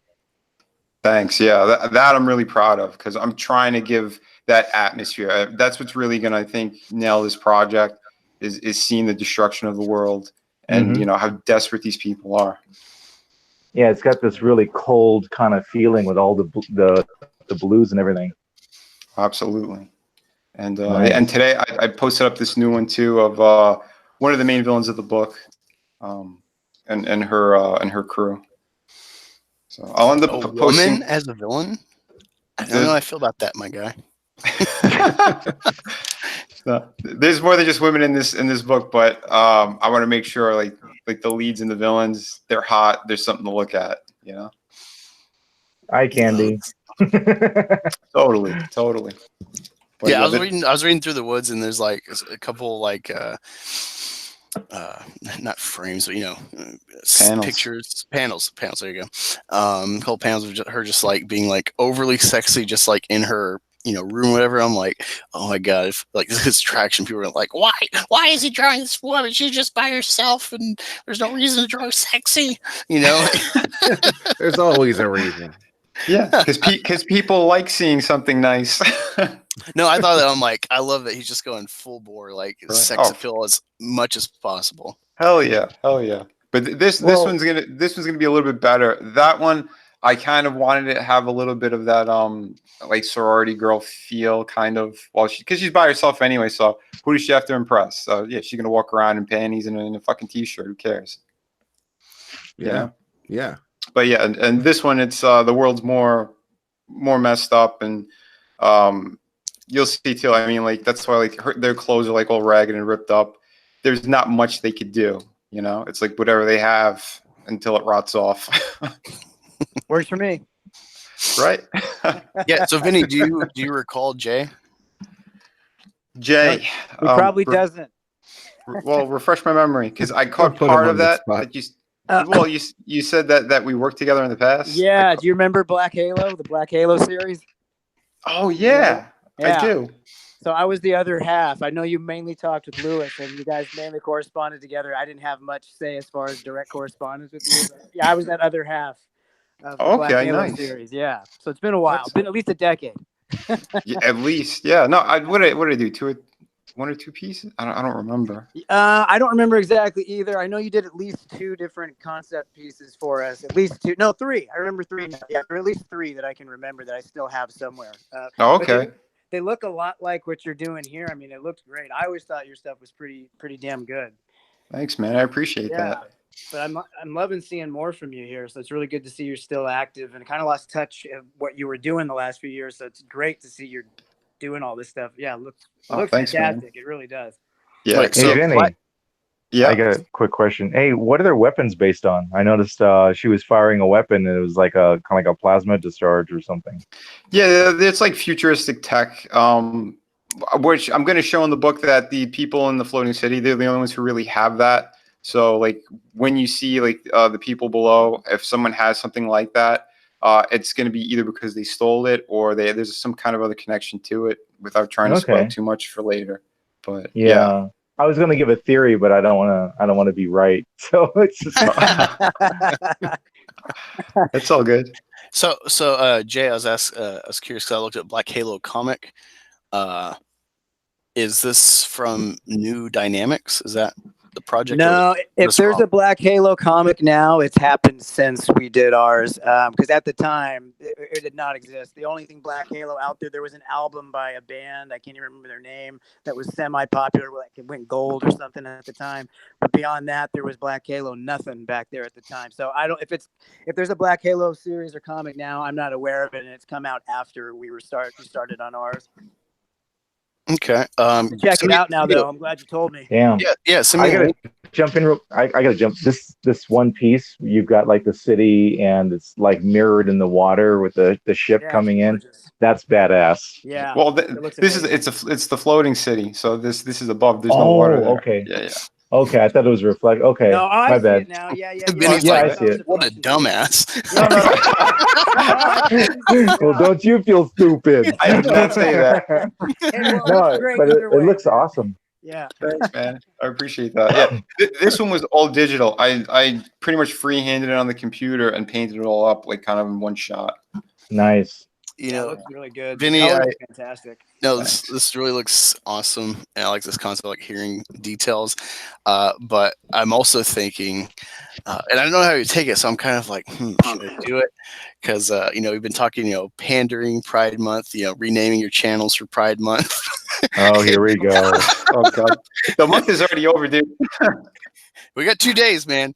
Is that what's been going on, man? I'm so late to the party. I noticed that you changed your channel and stuff, and I'm like, what is he doing? Now it's all coming together. I was wondering what you were doing. Yeah. So I had Red Gaze and White Holiday of Ardana just released on Indiegogo, and John Talks hung out with us, and we're talking about like Robbie Rodriguez, the anus picture he sent to Caesar, to EBS and stuff, and jeez. And then what is wrong with people? I was talking about like, hey, we should like change our channel names and stuff to like get some pander clicks and stuff. And I was like, I can be Black Genghis Review.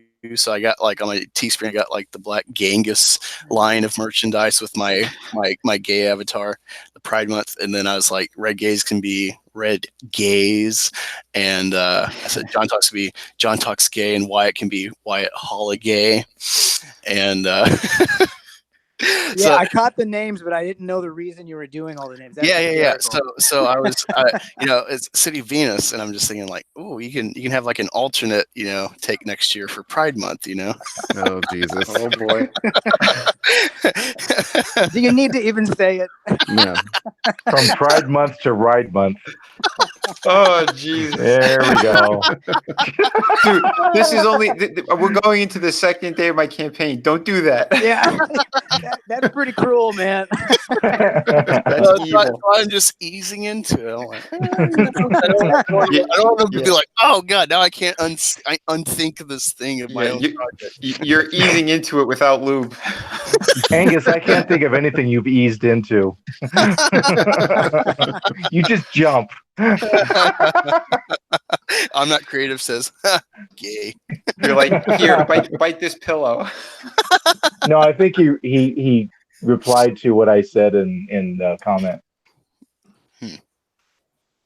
Gay. I thought about that. I was trying to Genghis Khan. I was trying to do that with like Black Angus or like bulls, cattle, trying to figure it out like a project, an idea. Didn't quite materialize thus far, but it always can later. Mhm. Yeah, someone. Let me see. Someone said, "Where'd it go?" Fuck. Oh, okay. I'm not curious. Says those girls remind me of Laura Croft. Yeah, I definitely got a Laura Croft vibe with. Some of those Nothing shots. wrong with that. Yeah. It was that, and what was that one about? What was it? It was set in the future with zombies that were made by some sort of corporation. Oh god, what was it? Resident Evil. Yeah, Resident Evil. Kind of reminds me of her too. I was waiting for you to say like, what is it? Doomsday. Doomsday. Yeah, where Don't like think I saw that. like the city's like walled off. Was that with that hot brunette? Yeah. It's remember kind of like it had like a saw Mad the Max kind of trailer. feel. Yeah, I saw the trailer. I never saw the movie. Oh, you know what? I think I did see that. That was the girl from the vampire werewolf movies, right? Possibly. Yeah. I think she was Rise of In the the Lycans. in the prequel, yeah. Yeah. Oh, And it you had know that what? guy with that really raspy voice that was always offering her cigarettes. What's her name? Isn't it You want another cigarette? Rhonda something, right? Isn't it Rona Mitra? It's Rona Mitra. Oh, that's okay. it. That's Rona it. Mitra. That's who it is. Yeah. Which, ironically, she was a Tomb Raider model. Yes, she was actually. Yeah, you're right. Yeah, I remember that. Yeah, Yeah. I do too. Now that you're bringing it up, absolutely. Yeah. Yeah. She's hot as fuck. Yes, that too. Yes, very much. So. Rona Mitra. Oh, she is hot. Okay. Oh, you know what? You know where I know her from? She was in Invisible Shooter. Man or whatever. No, Shooter. Oh, okay, yeah. Yeah, she was. She worked in the FBI. She God, was, she was in that Kevin so Bacon hot. Invisible Guy, Yeah, Invisible yeah. Man movie too. Yeah. Right. I try The not one to that remember sneaks that into her movie. room and all that stuff. I just Yeah. gotta calm y'all down. You all are getting really toxic. Yeah, that's right. Yeah, for real. Uh-oh. Toxicity's showing. Should we turn it up? Yeah. Oh, by the way, Black Angus, she's hot. Are we going to be upsetting all the single Jewish women? Oh, he had to bring the Jews back into it, didn't he? Oh, God. SJWs. No one caught that? Here we go. Here we go. Going you guys places I wouldn't even go. No, earlier, like when we started chat, Sunik introduced had some Jewish jokes. They were pretty funny. Oh, all right. I didn't know that. No, it wasn't. Oh, so you guys were firing on all cylinders today, huh? Oh, my God. I was just Continuously. being like, hey, it was funny, like. See, you guys were marching and whipping people, huh? Only in our minds. Oh, boy. There we go. Yeah, you guys always know how to throw a party. Yeah, no, I was thinking of the last stream I had you on. Like, it was like a 4-hour stream, but like it was just going so well. I was like, fuck, like normally I'm like, like the chat would just died out. No, it was going. It was fun. Yeah, I love it. Yeah, that was fun. That's what I mean. I just caught you guys, so I'm like, yeah, let me say hi, and yeah, so you guys are going. Yeah, I'm here. So about your comic book. Yeah. Hot Chicks Future. Let's do it, man. Guys, back it. That's all I needed to hear. research. Yeah. Hey, Well, I'll definitely retweet it when I see it on Twitter. So I'll just kind of Cool. Yeah, I was going to blast ask it out there for you. I was going to ask you, have you gotten in contact with Roe or the War Campaign about coming on? No, I never heard from them. Just Ethan invited me on the because I guess he wants me to be part of the new Comicsgate crew. So I'm like, yeah, fuck yeah. Because he really loved the art book when I first pushed it. And I think he's super busy all the time. So that one had just finished, but I'm pretty sure he was aware I got more stuff going on too. So again, that's why this was launched, and he was ecstatic over it. So. Sorry, I'm looking at the chat and I see Hollow Man. It's like, what a perfect title for this. God. Coming up in the stream. Yeah, that was the movie she was in with him. Yeah, Hollow Man. Hollow Man. Hollow Man. Yep. I didn't realize she was in it. Yeah, just that one scene. It's pretty memorable because she's stark naked from head to toe the whole time. So Oh wow. He took advantage of her. So was dirty he. Bastard. Oh yeah, so was he. Just Yep. couldn't see him. Thank God. I know. Speak for yourself. I know. 2 more days, right? 2 more gays. 2 more days. Oh shit. That was great.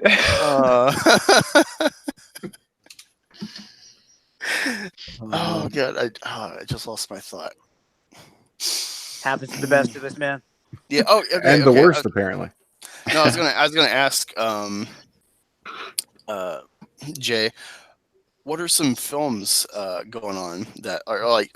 How are you feeling right now, you and Des, with the state of film right now? Like, is there stuff that you're just like, I gotta go see this, or are you just like, wow, like this year really sucks for movies? I was going to get your take, especially with like y'all's channel. You keep it very apolitical as much as possible. So I was just going to get your feel on that, and then have the panel kind of build off that. I'm not excited about anything right now, honestly, if that's an answer. I mean, if you started naming, this movie's coming out in this summer or the end of the year, I might go, oh, yeah, that one. And I forgot about that. I want to see Spider-Man, maybe. That's about it. Yeah. So, I mean, as far as the show, too, because of that attitude, I mean, we're kind of like, well, what do we do right now? Well, we're going to continue our Rocky series. That's what we're doing next, because we had a few people ask us, hey, when are you ever going to continue your Rocky reviews? So we're doing that. So we're going to go back a couple decades instead of current. And so, I mean, but the answer is there's nothing right now that I want to see that I can think of that I'm absolutely pumped to see. Oh, It Chapter 2. There we go. There's one. Oh, hell yeah. I want to see It Chapter 2. I'm going to be there opening day probably. Other than that, same here. Can't think of anything. Dude, Yeah. I cannot wait for that. I met half the people who were in the movie, all those kids. Yeah, I did a Pennywise piece, and I was at this horror convention, and they fucking loved it. So yeah, dude. I want to see that.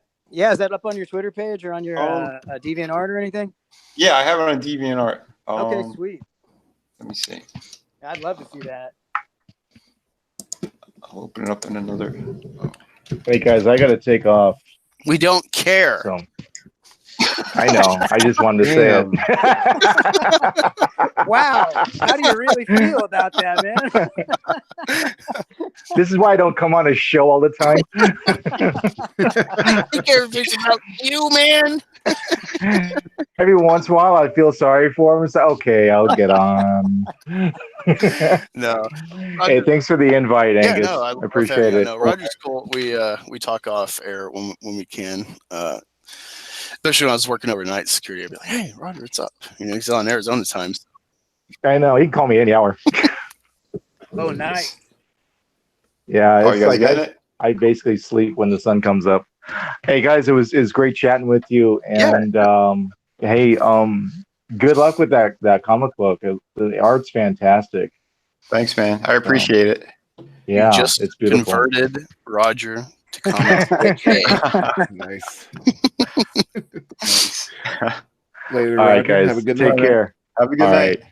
To quote night. Luke Skywalker, There we "Go go. away."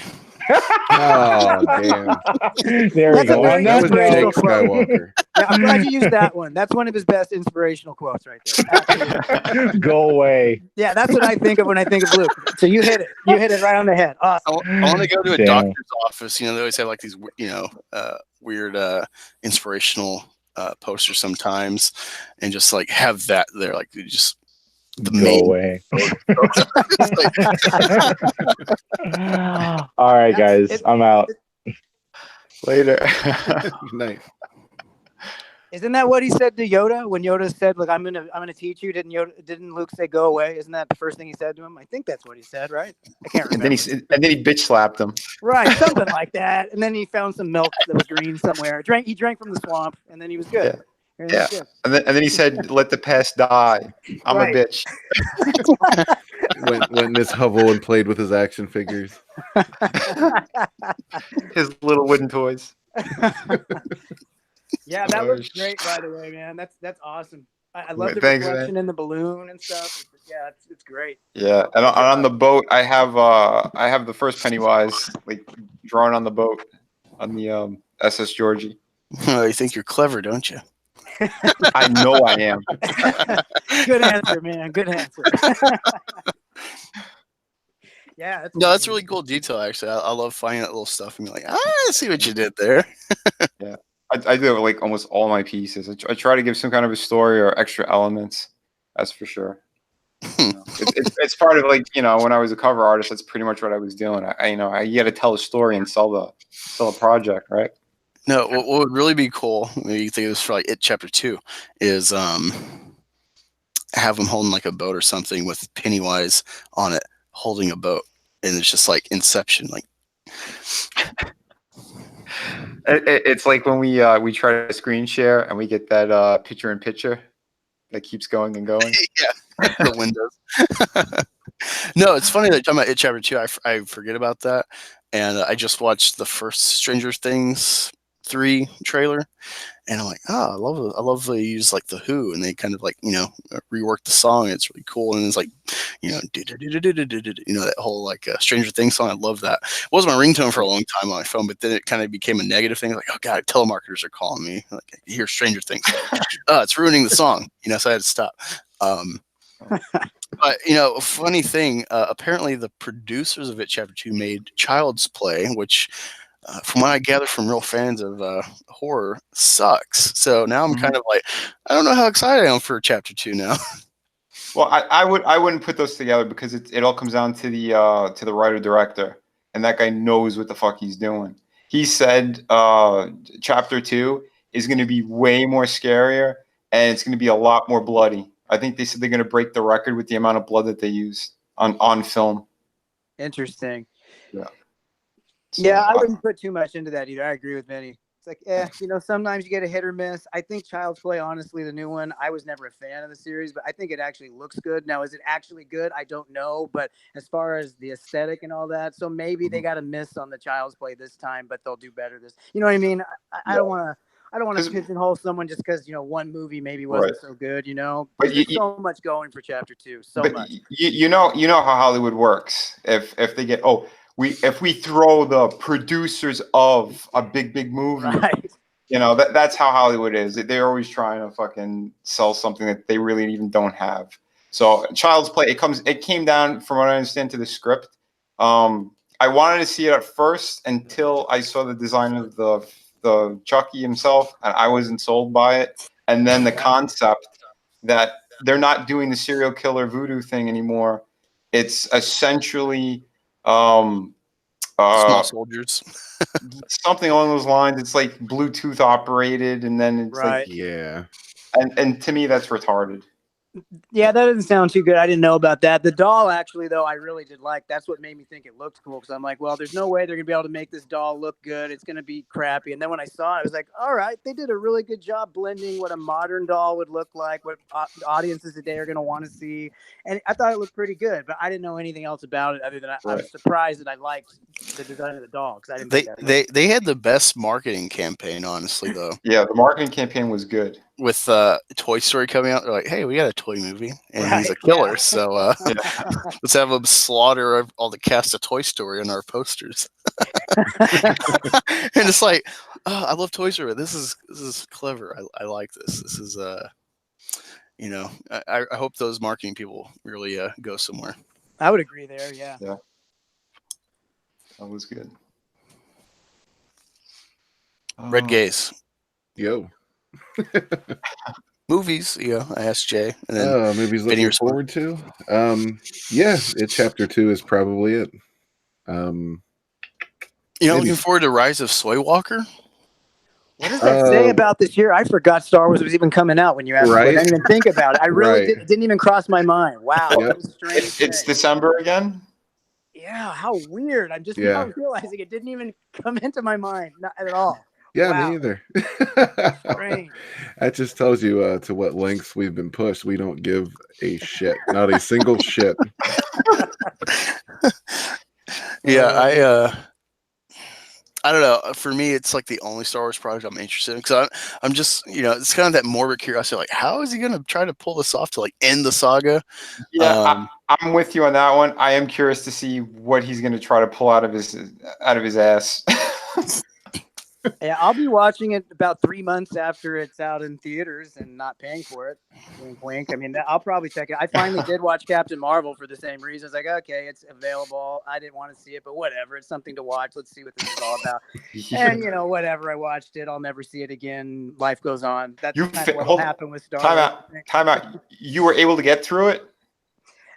It honestly was not as horrible as I thought it was going to be. It just wasn't good, and I can't stand her. All right. I just can't stand her. So I barely got through it, but I did. I gotta say, I have to say it because I know everyone made all the videos. They ripped into her and all this crap, and I stayed kind of away from it anyway, unless it was what she was saying online. And she's an idiot, but I actually saw half of the movie.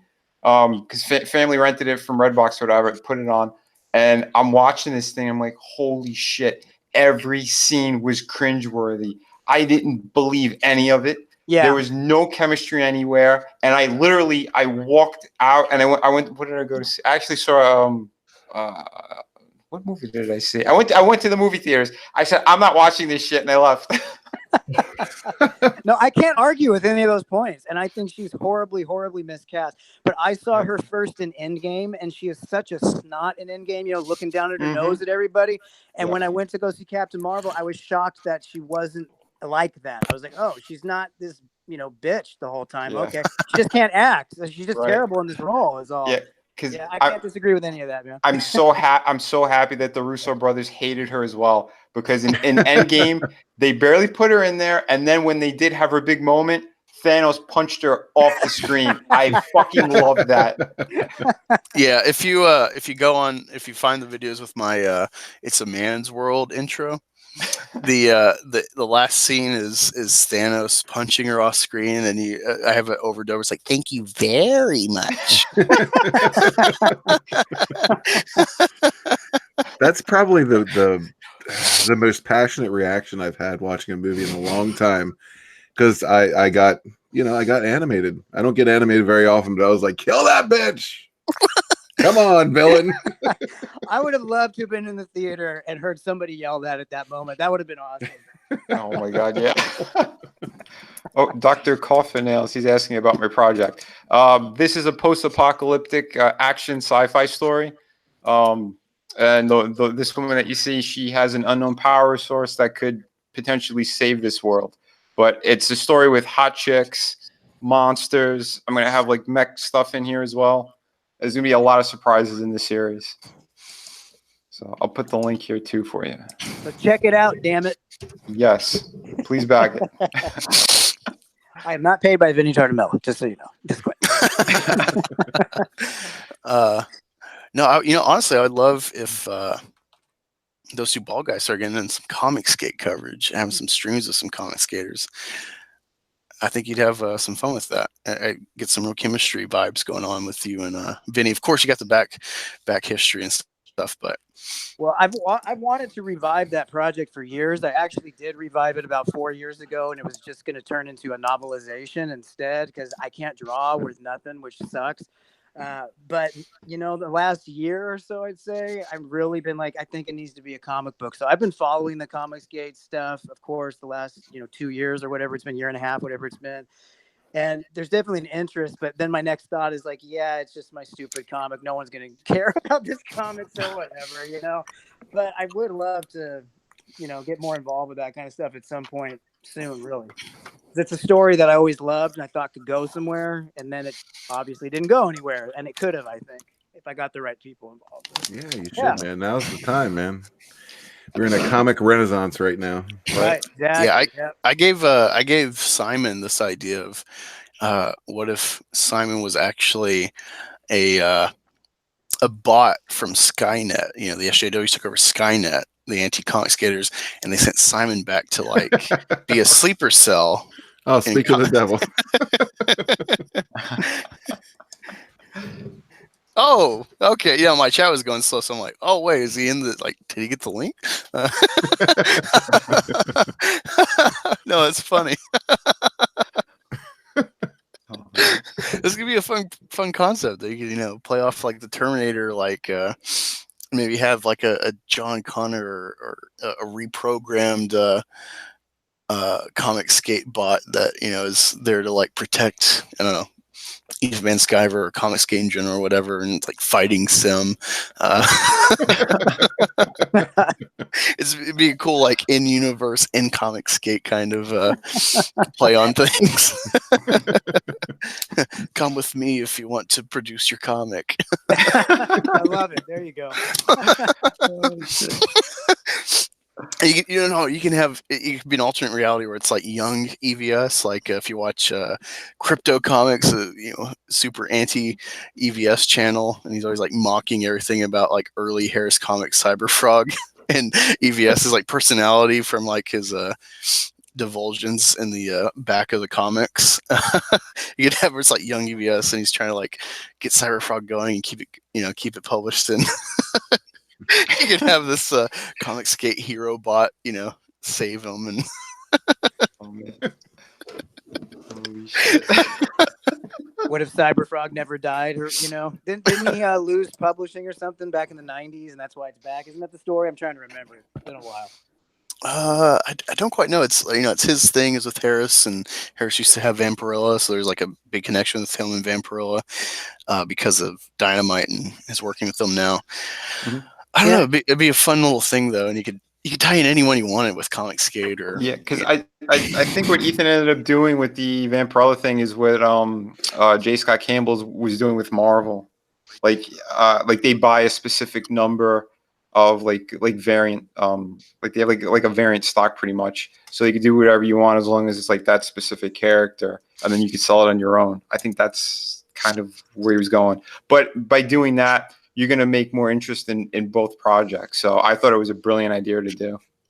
Yeah, there's a lot of people that think that the variant is Cyberfrog, and it's like no. So it's I would say I don't know if he meant that, but if whether he did or not, it's incidental clever marketing to like boost both sales. Like, oh god, there's another Cyberfrog thing, and it's like, no, it's just a cover. But and people are like, damn it, now I gotta go, you know, back to the next project, get the back issue. Oh man, people should keep that in their playbook. Yeah. Let's see. Shortly after this, coming in this soon, Rookie Critic has a voice actress. I'm not sure her credentials or what she's done, but he's going to be interviewing someone on his one-on-one series he's doing. So look forward to that after the stream. Do a little plug for Rookie. And of course, since it's going on, I normally end this at 8:20, so there's a 10-minute window, so you can head over to Seth Kryptonian. Sorry, I'm stealing his viewership if anyone was going to go over there, but this is just going so well. And Benny came in and didn't know Jay knew him, so this is just fun as hell. Cool, man. Yeah, no, I appreciate it too. So you on Twitter, then you're those ball guys, or those two ball guys. I just go by Jay online now. I think I followed you back today. Oh, you did actually, yeah. Uh-huh. All right, cool. All right, yeah, all right. No, I just want to make sure I know what your handle is there too. Yeah, no, sweet. It's good to talk to you again. Awesome. Hopefully we'll be. Oh yeah, absolutely. Yeah. Cool. Crazy how life does stuff like that, though. Say that again. It's crazy how life does stuff like that. I just happened to see that Angus had posted something from you on his Twitter page, and I went, "Holy, that's Vinny. I know Vinny, kinda." Oh, awesome! So that's kind of how that happened. So just strange, you know, like one of life's coincidences. You know, it could happen. You could hire Vinny to make a Those Two Bald Guys comic. That's Whoa. not a bad idea if Vinny's on board, but we won't put him on the spot. I'm available for covers. I let almost everybody know that. But yeah, project wise, my hands are fucking full. I don't doubt it, man. Hey, Jay, what is that like the fake band you got? Was it like Skunk or what? Oh, what Kill is it? Skunk. Kill Skunk. Yeah. You could do like a Tenacious D type of project. Kill Skunk. Oh, that'd be cool. Drawn by Chartamella. Well, those we have the logo with the two tops of our heads, that cartoon thing. The only reason that exists is because that's as much as I could do in Photoshop.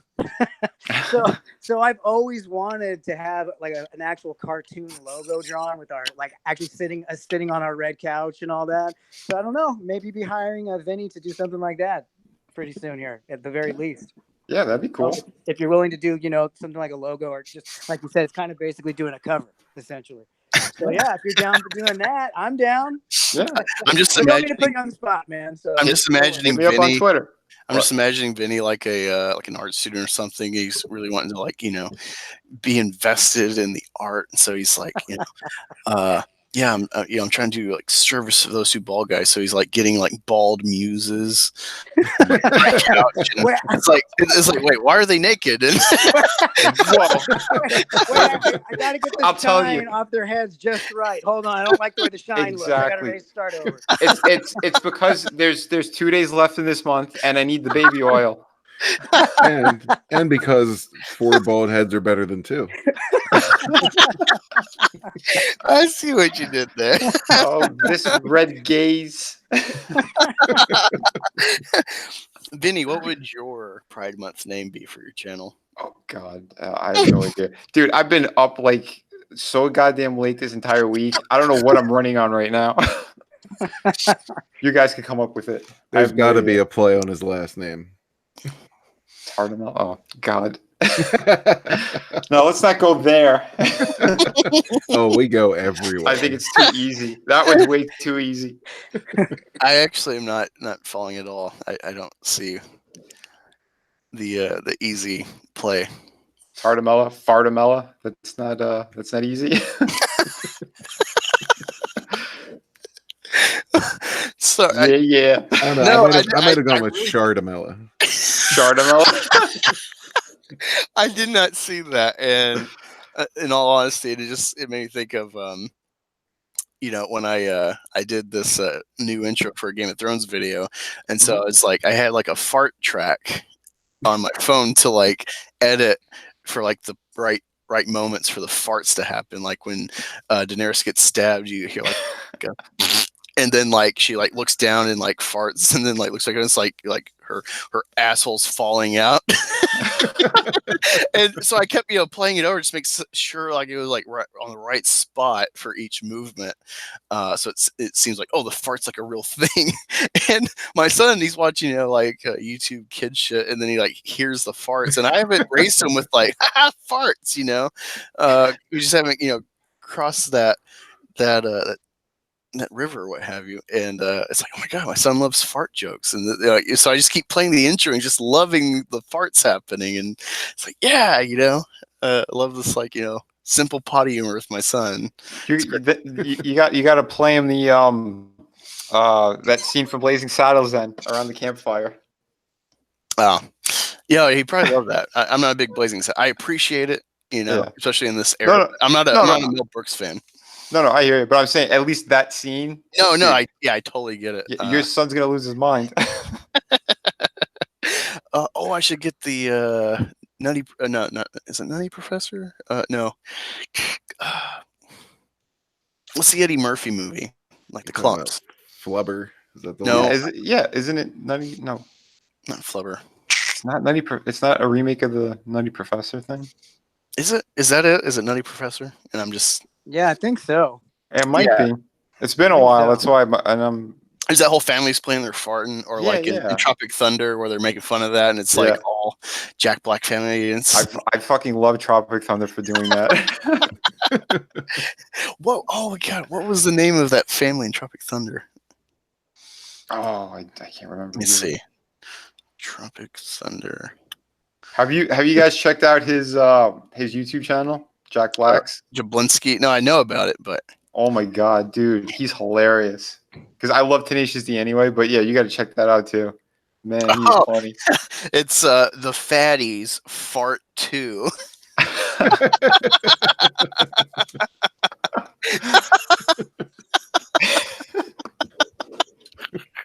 It's so simple, but it's perfect.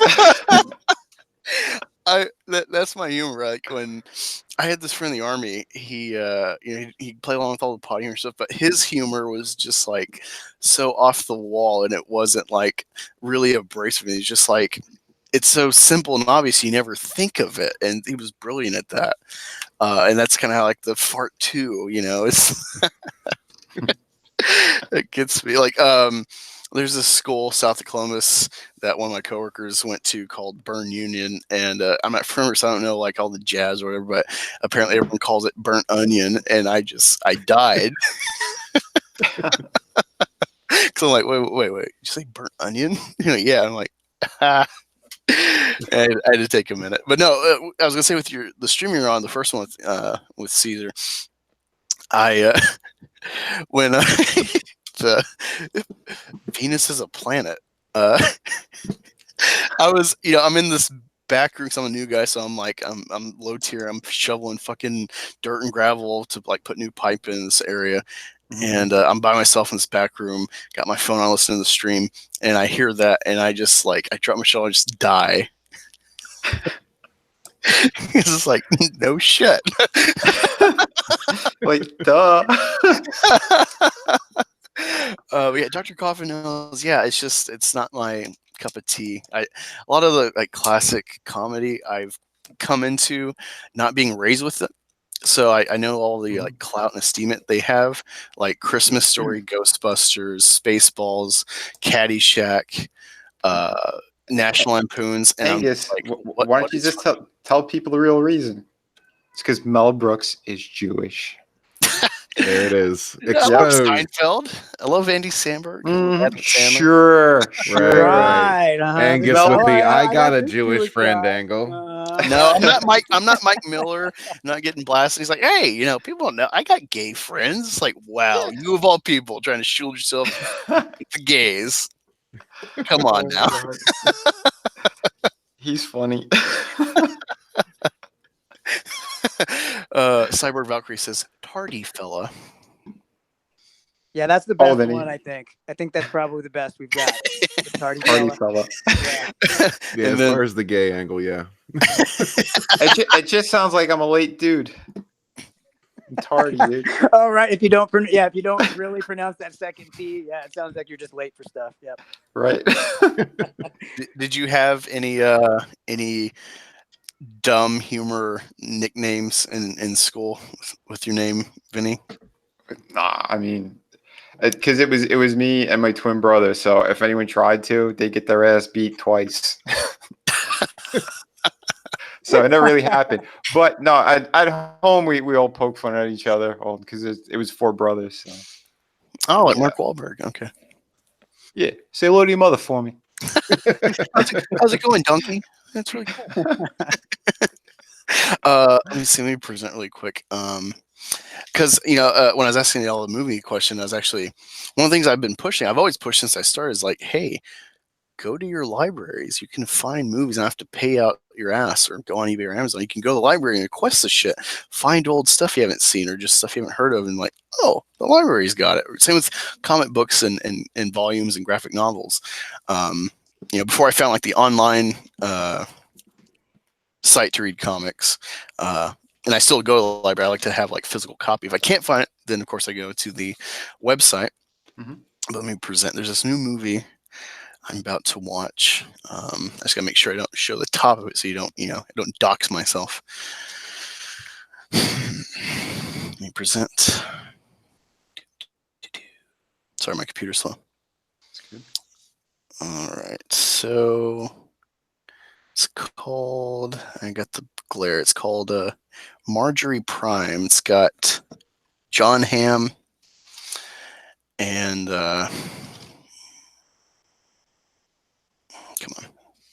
John Hamm and Gina Davis, Tim Robbins, Lois Smith, And Hollywood Reporter says, not since Spike Jonze's Her has humanity's uneasy embrace of seductive technology been given such soulful contemplation. And Caesar turned me on to Mad Men, and I fucking binged that show in like a week. Loved Yeah. it. I And did. so I did the same thing on Mad Men. I'm a huge John Hamm fan. I was really hoping he would do Batman. Of course, Yeah. he didn't, at least thus far. I don't know. Maybe he'd be older and be like Bruce Wayne for Batman Beyond or something. But Yeah, he could do that. Probably. Yeah. Well, don't forget that one that's coming out with Matt Reeves. That's one of those like Elseworld stories. So it's not connected on anything. So I think John Hamm could still play him in another movie for sure. yeah, but see this film, because I love the movie Her, and I think it says a lot about where we're going in a grand way with technology and loneliness, social media and stuff. So the back says, in the near future, a time of artificial intelligence, 86-year-old Marjorie, a jumble of disparate, fading memories, has a handsome new companion who looks like her deceased husband and is programmed to feed the story of her life back to her. What would we remember and what would we forget if given the chance? It's based on a Pulitzer-nominated play exploring memory, identity, love, and loss. So yeah, it sounds really awesome. I just haven't actually popped it in and watched it. So yeah, I'm always telling people, like, go to your fucking library, Nice. find stuff. Yeah, Like I smart. just watched The Rock for the first time with Nick Cage. I'm like, Jesus Christ, like this is not the Michael Bay I know. People talk about like even like the SJWs, like, oh, Michael Bay was good in like Bad Boys and The Rock, and I watched Bad Boys. I'm like, I'm not one of those like, it's racist. I just get like this weird vibe of like his handling of a couple of black guys. Like, I don't know about this. Did he do the same thing with them that he did to Megan Fox? Were they washing his car to get the job? No, not like that. But it felt like get some. I don't know. I don't like to like look for that shit. But it's like I get like this kind of racist like stereotype tone with it. And I don't get why people like Bad Boys. Yeah, It's like neither do I. I saw it once and I was like, this is like one of those just ridiculous popcorn movies. Yeah, I don't know how. it feels like if a white guy tried to make Friday. It's like, what? Yeah. Do you really understand this material to handle it? Like, maybe Eminem, maybe. Like, that's it. Yeah. Oh, we got Vanilla TV back. Yeah. Hey, bald guys, Jay, you need to go check out Vanilla TV. He's got this. He's got his own little comic, if you will, like indie project stuff. Actually, Chuck Wendig and some SJW Blue Hairs actually got him banned on Amazon because he made a parody called "Soylence of the Lambs." And it's about Chuck Wendig, and it is hilarious. His main work is The Pussy Centipede, and it's beautiful. Wow. Yeah. Well, I just subbed, so I'll have to check more out there. Yeah, there we go. Yeah, there's a whole wide world out there on YouTube. Just got it for now. Yeah, for now. Yeah. Yeah. They'll be cracking down soon. Jesus. Yeah. Well, no, I've had fun with y'all. Again, go to your libraries, find stuff you haven't heard of before, and fill the void that Hollywood has made now. So I'm gonna have y'all plug y'all's channels. Vinny can plug his channel and his projects, and of course the Red Gaze. Guy's always slinging around. Then we'll head out and send you on your way to Rookie Critics' upcoming stream. Sorry. Let me dictate. Red Gaze. Oh, sure. Oh, yeah. Red Gaze. We cover movies, comic books, nonsense, bullshit, idiots. Yeah, that's pretty much it. And lately I've been streaming a lot with Adam AF and Nick. Definitely swing over to Arch City Comics, give him a sub and some views. He's going to be streaming at 10 a.m. tomorrow and 2 p.m. tomorrow. And we'll be having a late night stream tomorrow on my channel, The Red Gaze, at 9 p.m. And that all involves comics. So, yeah, come by. We'd love to have you. Join the gaze community. Indeed. Awesome. Yes. Jay. Oh, Jay. Okay, I'm half of those two bald guys. We sit on a red couch and we talk about movies. That's what we do. No political spin is our kind of our shtick, but we're also going to be doing a sitcom and some more sketch comedy with Flipped Out. If you guys know the Flipped Out channel, we've been working with him on quite a few, 2 or 3 different scripts now. So yeah, we sit on a red couch. Try not to be blinded by the shine off our heads. Wear sunglasses. Shaving your head not required. Check us out, YouTube / those two bald guys or those2baldguys.com. Yeah, join the J community. Nicely played, man. Nicely played. I'm all about the J agenda.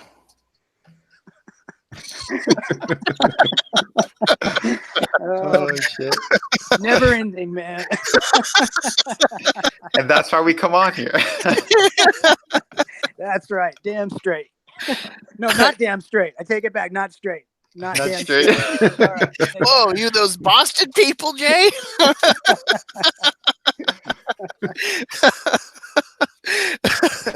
Last but not least, Vinny Fartamella. Fartamella Wow. in the house. I got a brand new project, which is absolutely fucking awesome. City of Venus, Dead City, post-apocalyptic future, hot chicks, everyone fighting for survival. You're gonna love it. And I also have in demand right now, I have my art book, The Art of Vinny Tartamella. It's a 52-page art book. So you guys could check that out. I have 2 tiers on that one, signed book, and the other one is signed book plus signed sketchbook. It's like a convention style sketchbook. But yeah, everyone, I just launched yesterday, City of Venus. So please keep backing it. I want to hit that goal and get this in demand. And yeah, I'm going to be posting up more artwork too, in the coming weeks. I'm going to be pretty busy. Next weekend is the 4th of July. I'm going to be at SuperCon in Miami. So if you guys are in Florida, come check me out. My booth is 734. I'm going to have a bunch of cool shit. Prints, artwork, comics, you name it. So, and I also have my YouTube channel. You can find me by just typing in Vinny Art, one word. I'm on Twitter as well like that. So yeah, please support me. Yeah, Vinny's got some great stuff. Look forward to getting it, reading it, viewing it, possibly reviewing it. Yeah, I love his artwork. No, when you did the fart noise, it made me think. There's this songs, like there's all these different iterations on YouTube. Of I don't know if you ever heard like I don't know the actual title of the song, but I call it Finger Family Song, and it's like Daddy Finger, where are you? And it's like, here I am, how do you do? And so you hear the show all the time when you got kids, and of course my kids love it, and he like sings it all the time, and he's got a funny little kid voice, and little sisters starting to sing it too. And I thought, because fart noises, I told Ricky Craig, I'm like, I want to find a way to like make a Phantom Menace song with like Ricky Craig. I'm just gonna like I want to print off a picture and like tape your face on my finger and like make a rookie critic, just something stupid. Being a parent came to mind, and then I thought of like Proper Jeremy, because everyone's always cracking on, and just do like he hates fart jokes and stuff. So I was going to just like. And be like, Proper Jeremy stinks, and that's just the end of it. Like, I love that. Yeah, when I made the parody of Galaxy's Edge trailer, I called it Ride the Soining. And at the end, I have, after Snoke's dead, you have his dead half on the chair, and then it falls over for a joke, and I put a fart over it, and he's like, you did a fart joke. And so yeah, everyone, if you go watch Proper Jeremy content, be sure to leave links to various fart and poop joke content for him to check out. I take issue with that. What kind of son of a bitch doesn't enjoy a fart joke? Right? No. What is wrong with him? Apparently the farts in his life that he experienced from his family were so hellacious that it traumatized him. They were lethal. Oh, so he's triggered. Okay, he's triggered by farts. Got it. He has fart PTSD. Is that what you're telling me? It's a real thing. It's a real thing, dude. Fart I'm TSD. Italian. the way that they eat, the way they cook, yeah, it's real. Listen, one of my best friends farts all the time, and it's always like without fail, foul as hell. And if I don't have it, I don't think it's a real thing. Oh my god. Yeah. Well, thanks for joining. I'll probably retitle this Presenate Subcommittee episode 14 Pride Month. Had a great time with the gays community and the J agenda. So thanks for coming by and go some of these guys. Go back Vinny's stuff. Talk to y'all later. See you around. Possibly see you in the channel Rookie Critic stream. It's going on now. Go there now.